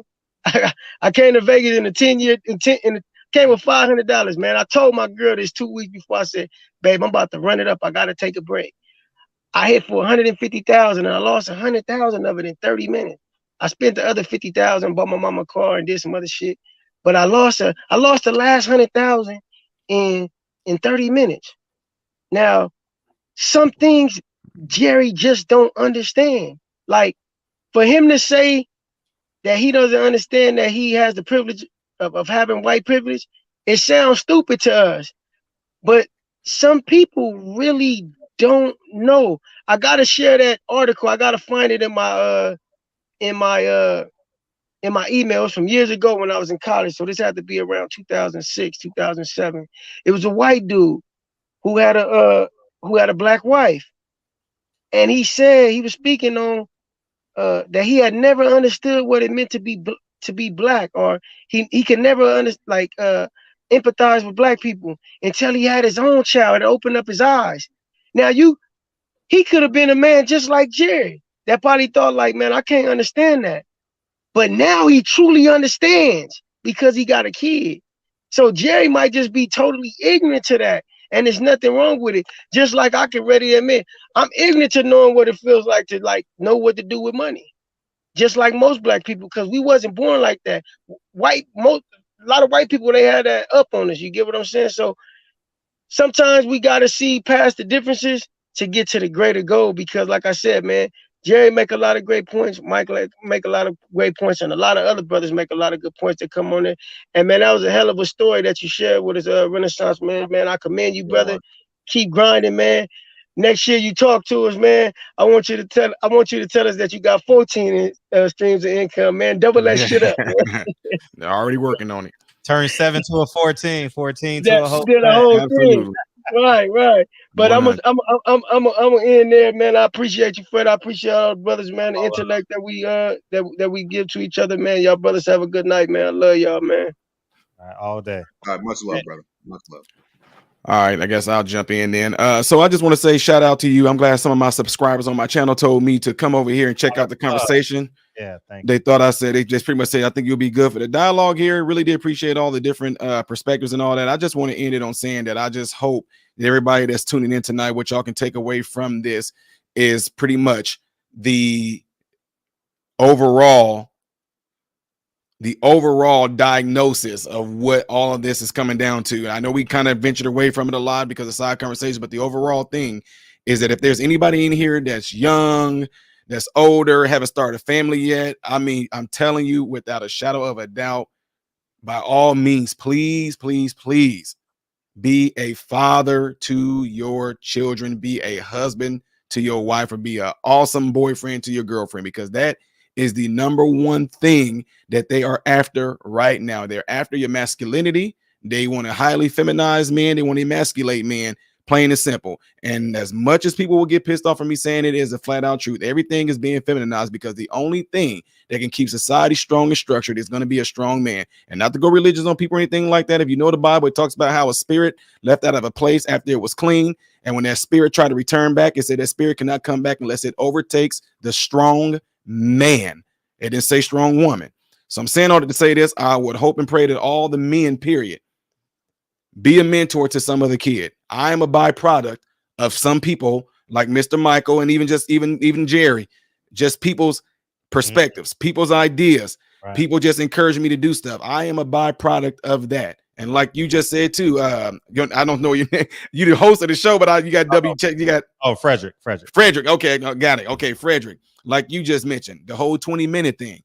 I have come back and told some coaches or even just some teachers. I said, matter of fact, I told some teachers in the hallway, hey, one day you came to me and you said, Ty, you keep that up. I'm going to be reading about you in the newspaper, being this great guy, being this crazy sports person. You just keep that track and field up. This teacher said that one thing to me. I don't know why, but I just puffed up a little bit. And I'll go back to Mrs. Perkins and tell her that all the time. I remember in the hallway, I was getting a drink. You came by, you said, I don't know why. That did something to me. So all these little things that you guys are talking about doing, those things really matter. If we don't even think they do, but it matters. Encouraging somebody, spending that 20 minutes with them, those things have such an impact on you like you never would know. So again, appreciate the panel here. And I just hope and pray that everybody that's listening have food, shelter, and clothing. And I hope and pray that everybody's in great health most of all. So appreciate the time. Hey, before you leave, I'm humble enough, I may not have the same issue that the L has, but knowing where to invest your money, I need guidance in that too. I can say that even at 53 years old. So what I can say this real quick. It's Like, not. you know, It's not. It's not where. It's not where I invest. It's actually. It's actually something called covered calls. Okay. It's called covered calls, and I'm just gonna be flat out real with you, y'all. Can I get a little bit more time, real quick? Okay. So as a treating clinician, I had somebody that came in who pretty much had an issue with his strength of his legs. He was losing his strength. He tried different people, wasn't gonna be able to walk. I pretty much, long story short, I told the guy I did triple jump and all that professionally, and I went to school for it. I'm the number one person that can definitely get your legs back, right? This guy, I worked with him over the course of 6 weeks. This man started walking. He started jogging. He came in just bringing our facility all kinds of praises and bringing us gifts and bringing us all this. And people go, at that time, my boss, she was like, do you know who that guy is? I'm like, no. She's like, that's Bill Span. I'm like, I know he's Bill Span. He's my patient. She's like, no, do you know who he is? I'm like, no. She's like, he built Bay Point. I'm like, okay, this is when I was living in Florida. She's like, that's the place where Michael Jordan and Tiger, all of them go to Bay Point. This is where they go to vacation. That's his. He owns that. And I was like, oh, wow. So anyway, what happened is this. Mr. Span, of course, over getting to know him, like the stories I just told you guys, Mr. Span said, I'm going to pass something down to you that my family, that's been in my family for generations. He said, have you heard of something called covered calls? I said, no. He gave me a few books, and pretty much he told me, you go and you read these books. And if you're serious about this, he said, you read these books and you go, this is before it was like YouTube and all that, we can go and type it in. He said, you go and read these books. You come back and I want you to present to me of what this book is about, right? I did what he said. He said, y'all, I don't know, you need to take some time to do it. I maybe took a whole month to break down what cover calls was, to understand what it was, how to do it, et cetera, et cetera. So I came back and I presented it for him. Before him, he told me, okay, do you have $1,000 you could play with? I was like, wait a minute now. Like, what? So what it is this. When I told him the stories about me living in the ghetto in the hood, and I told him about, you know, the black culture, you know, Jordans and all that, he did this. He said, cover calls is this. I know this. I can just give you all a briefing on cover calls is this. All you do is that you watch the stock market, right? So for example, cover calls is something that you control. So let's just say if I invest in ramen noodles, I'm just being real. I'm like, man, when I knew in the ghetto, people bought ramen noodles, Bar S hot dogs, Kaboom cereals, King Vitamin. I'm naming all this stuff off. He said, okay, so here, let's pull up ramen noodles. Okay. And you said something about that black people really like Jordans and all that, right? And I'm like, yeah, we pulled up Jordans. Okay. Jordan costs way too much to invest a stock in that. But let's look at ramen noodles. Let's just say ramen noodles. He said you can buy one share for 50 cents of ramen noodles. One share is 50 cents. Okay. Let's buy $500 worth of that share. Okay. So we did that. And he said, now you said people get food stamps on the first of the month, right? I'm like, right. And you said, this is definitely some stuff that you've seen people buying. I'm like, right. So he said, okay, so let's buy $500 worth of ramen noodles at 50 cents a share. Did that. He said, now all we're going to do, we're going to watch when the first of the month come around. Let's see how much ramen noodles change. So ramen noodles shot from 50 cents, like pretty much the second, let's just say if it was the second week in June, ramen noodles shot from 50 cents a share.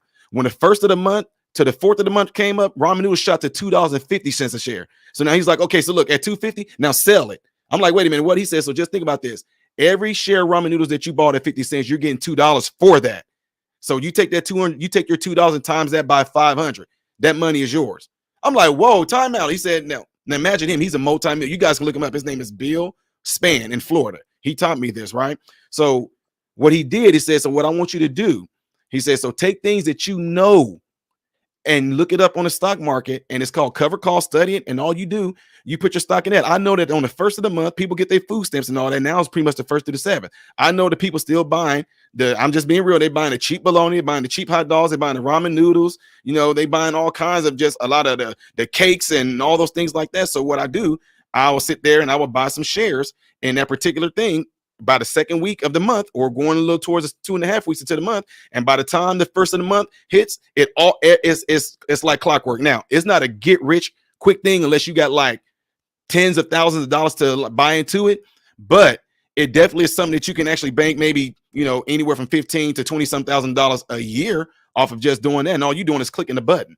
And so what I'm saying to you is that if you just go on, like right now on YouTube, there's all kinds of people on YouTube teaching it. So last thing here with Jordans, he said, look, Jordans, they cost way too much to invest in Jordans itself. He said, but what you want to do, let's look at who actually are the people that make the Jordans. Oh, that's somewhere over in Taiwan. Okay. So wait, Ty, look at this. Look at the fabric of Jordan. Who makes the fabric of Jordan? Okay, let's just say if Schlut, they make the fabric of Jordan. He said, now let's see how much it costs to buy fabric in Schlut. Okay. So I looked at it. I'm like, oh, wow, this is like, you know, that's 3 cents a share. He's like, okay, so just imagine if you bought $5,000 at 3 cents a share. Now, he said, did you say that Jordan was going to release his new Jordans when? I'm like, he said he's going to release them in such and such. Okay, get it right now, Ty. Now, you might be waiting a year before Jordan released those, but watch what happened. That 3 cents for the fabric to make the Jordans, when Jordan said, when he announced, I'm going to be releasing my J18s come such and such, all of a sudden that 3 cents for that fabric shot up to like $20 because Jordan made that, just all because he made the announcement. Now it shot up to $20. That's not taking into account when Jordan said he actually going to sell them. So when they hit the stores and all that, and I'm seeing a lot of my folks from my hood and stuff like that, and I'm seeing black folks lining up to buy some Jordans, I'm sitting back like, I just literally made a good $12,000 off of Jordan. I bought it a year ago at 3 cents a share, but I literally just made $12,000 waiting 8 months just on that night that Jordan sold them shares. So I'm just saying that's what I would do. He told me to do this, and the only reason I'm saying that because I have a lot of folks and family that come and say, no, can you do it for me? No, I'm not. I got to do it the way Mr. Span said. You know, it's so easy, man. If you got 500, most people got $500 to play around with. Do that. If you look at the cheapest food and stuff like that, you're gonna it's every month. It's clockwork. It goes up, it goes down. And now I have it set to where I have a computerized. And this is the last thing I promise.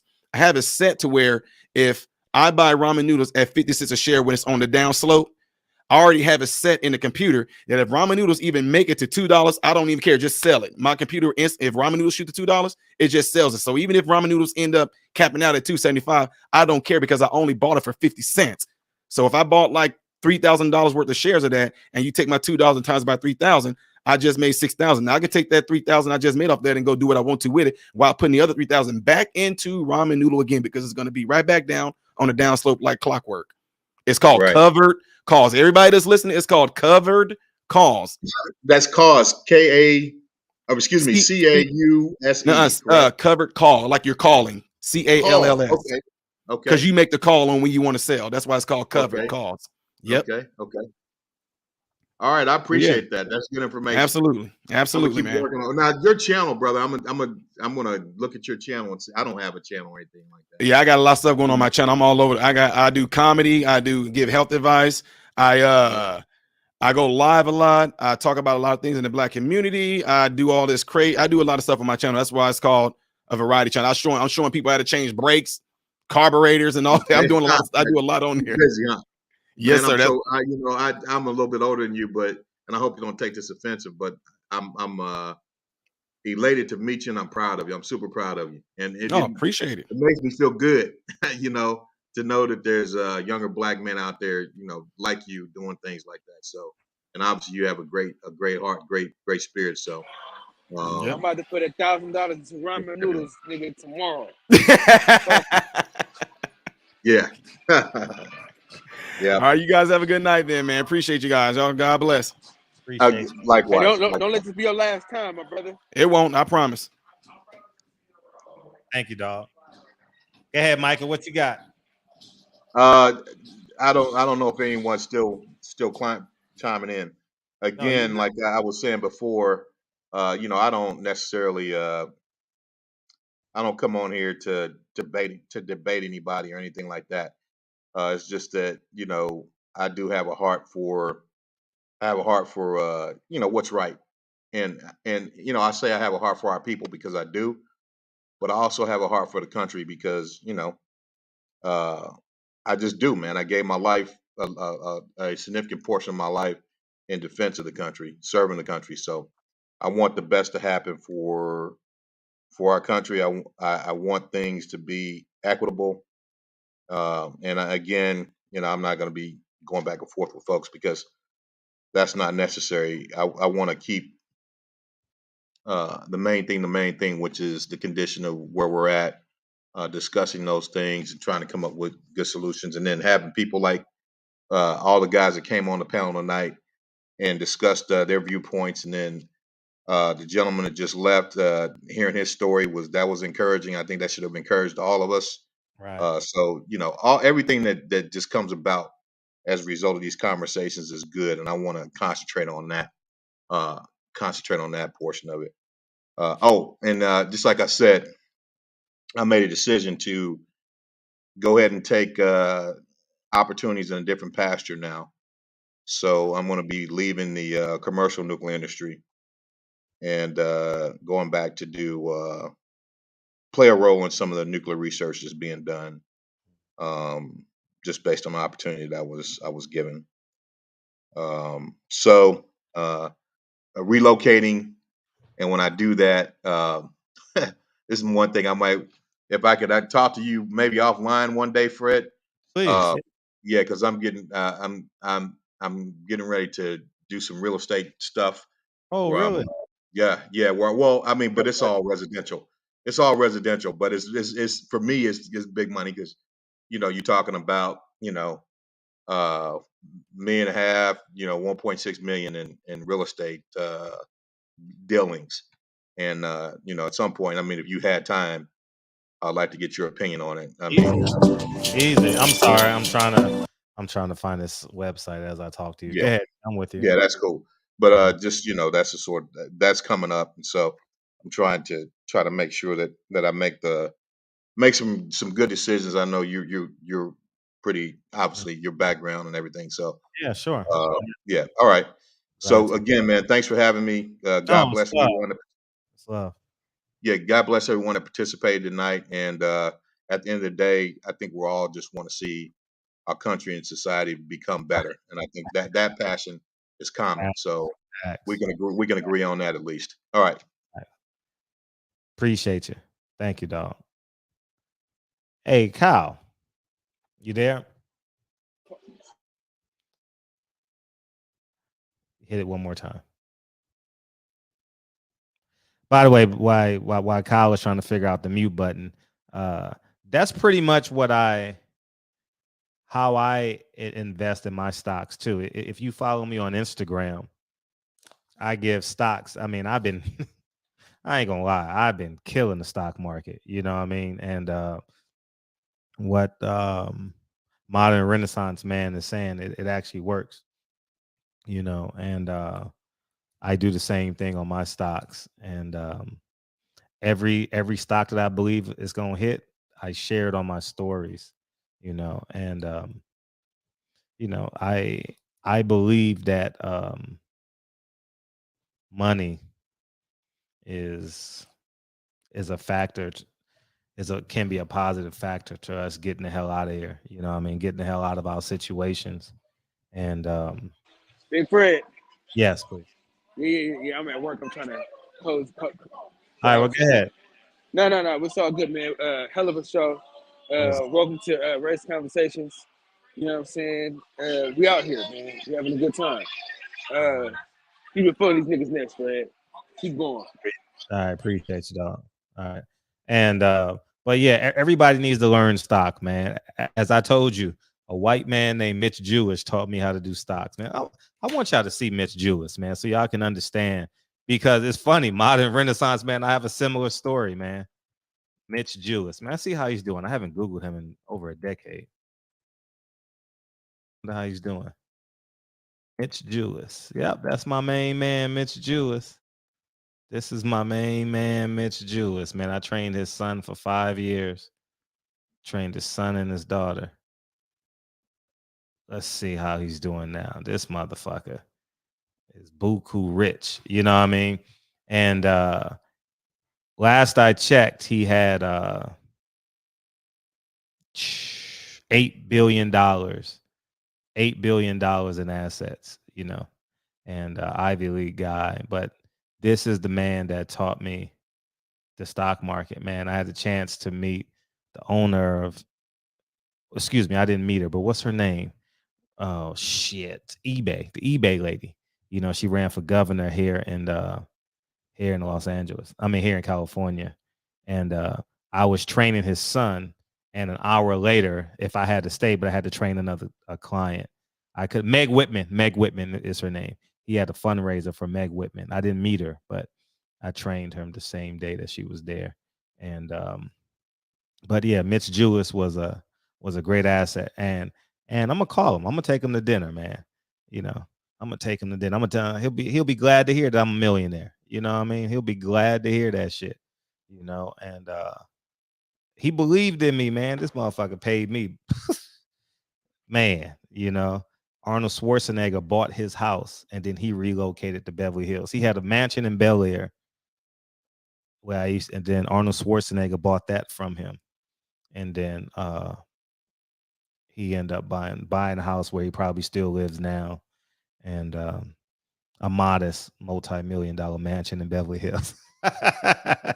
You know what I'm saying? But yeah, and it's not really, it's a gamble, but it's low risk, you know, it's not really high risk, but you got to be wise. But if you have an iPhone in your hand every day, every second of the day, put $10 on the stock, and you can do it through Cash App now. I mean, Cash App. You ain't got to, you can do it through Cash App. So, you know what I mean? If you buy Jordans, downsize, buy some Nikes, and put the other half in stocks. You know, if you eat out twice a week, eat out once a week, and put the other money in stocks, you know. But yeah, man, this was an awesome show, yo. This show was good as hell. I ain't even gonna lie to you. This show was good than a man. Great show. Give everybody a round of, I wish I had a round of applause button. Damn, you know what I mean?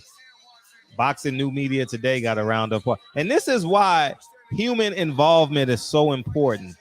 The same community building that we're doing in this cyber community we can do that shit in our community.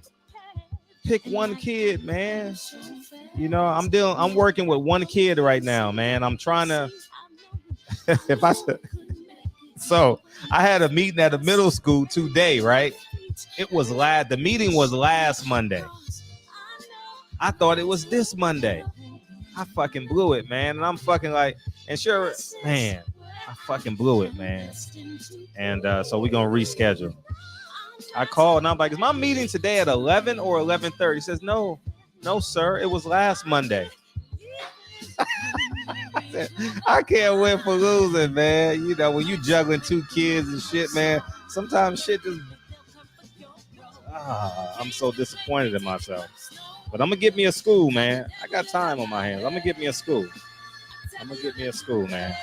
That school had 425 kids in it. And I was like, man, that's perfect.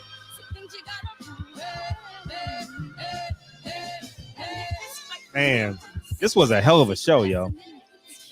I swear it didn't feel like a 3-hour show. I'll be honest. Nah, not even close. Because I'm not tired.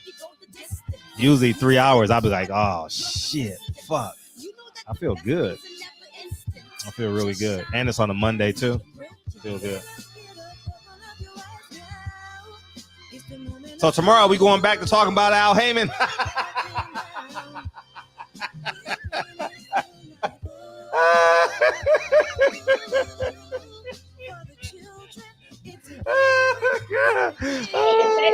Peoples Hernandez. Hey, man, that's funny as hell, man. Oh, man. Keith Thurman called them out today. Hey, thank you, Champion Heart, for everything, dog. Keith Thurman called out Al Heyman today, dog. It's getting bad in these streets. Hey, you know it's real because Keith Thurman was on live with 4 other people. He just trying to get the word out. Man, I'm over here struggling, man. I got a newborn. I need a fight. I got to go see Mr. Bosley. Yeah, it was an awesome show. See, what Keith Thurman need to do is need to holler at me because he wants someone to pull it out of him. I think most media members are afraid to pull it out of him. You know what I mean?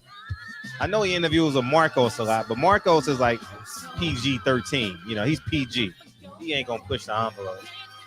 Good guy, I assume. I'm not challenging him, but he's the middle of the guy. He won't take a chance. Appreciate y'all, man. This was an awesome show. Share this show with somebody. Man. I appreciate y'all. See y'all tomorrow. Appreciate you, Kyle.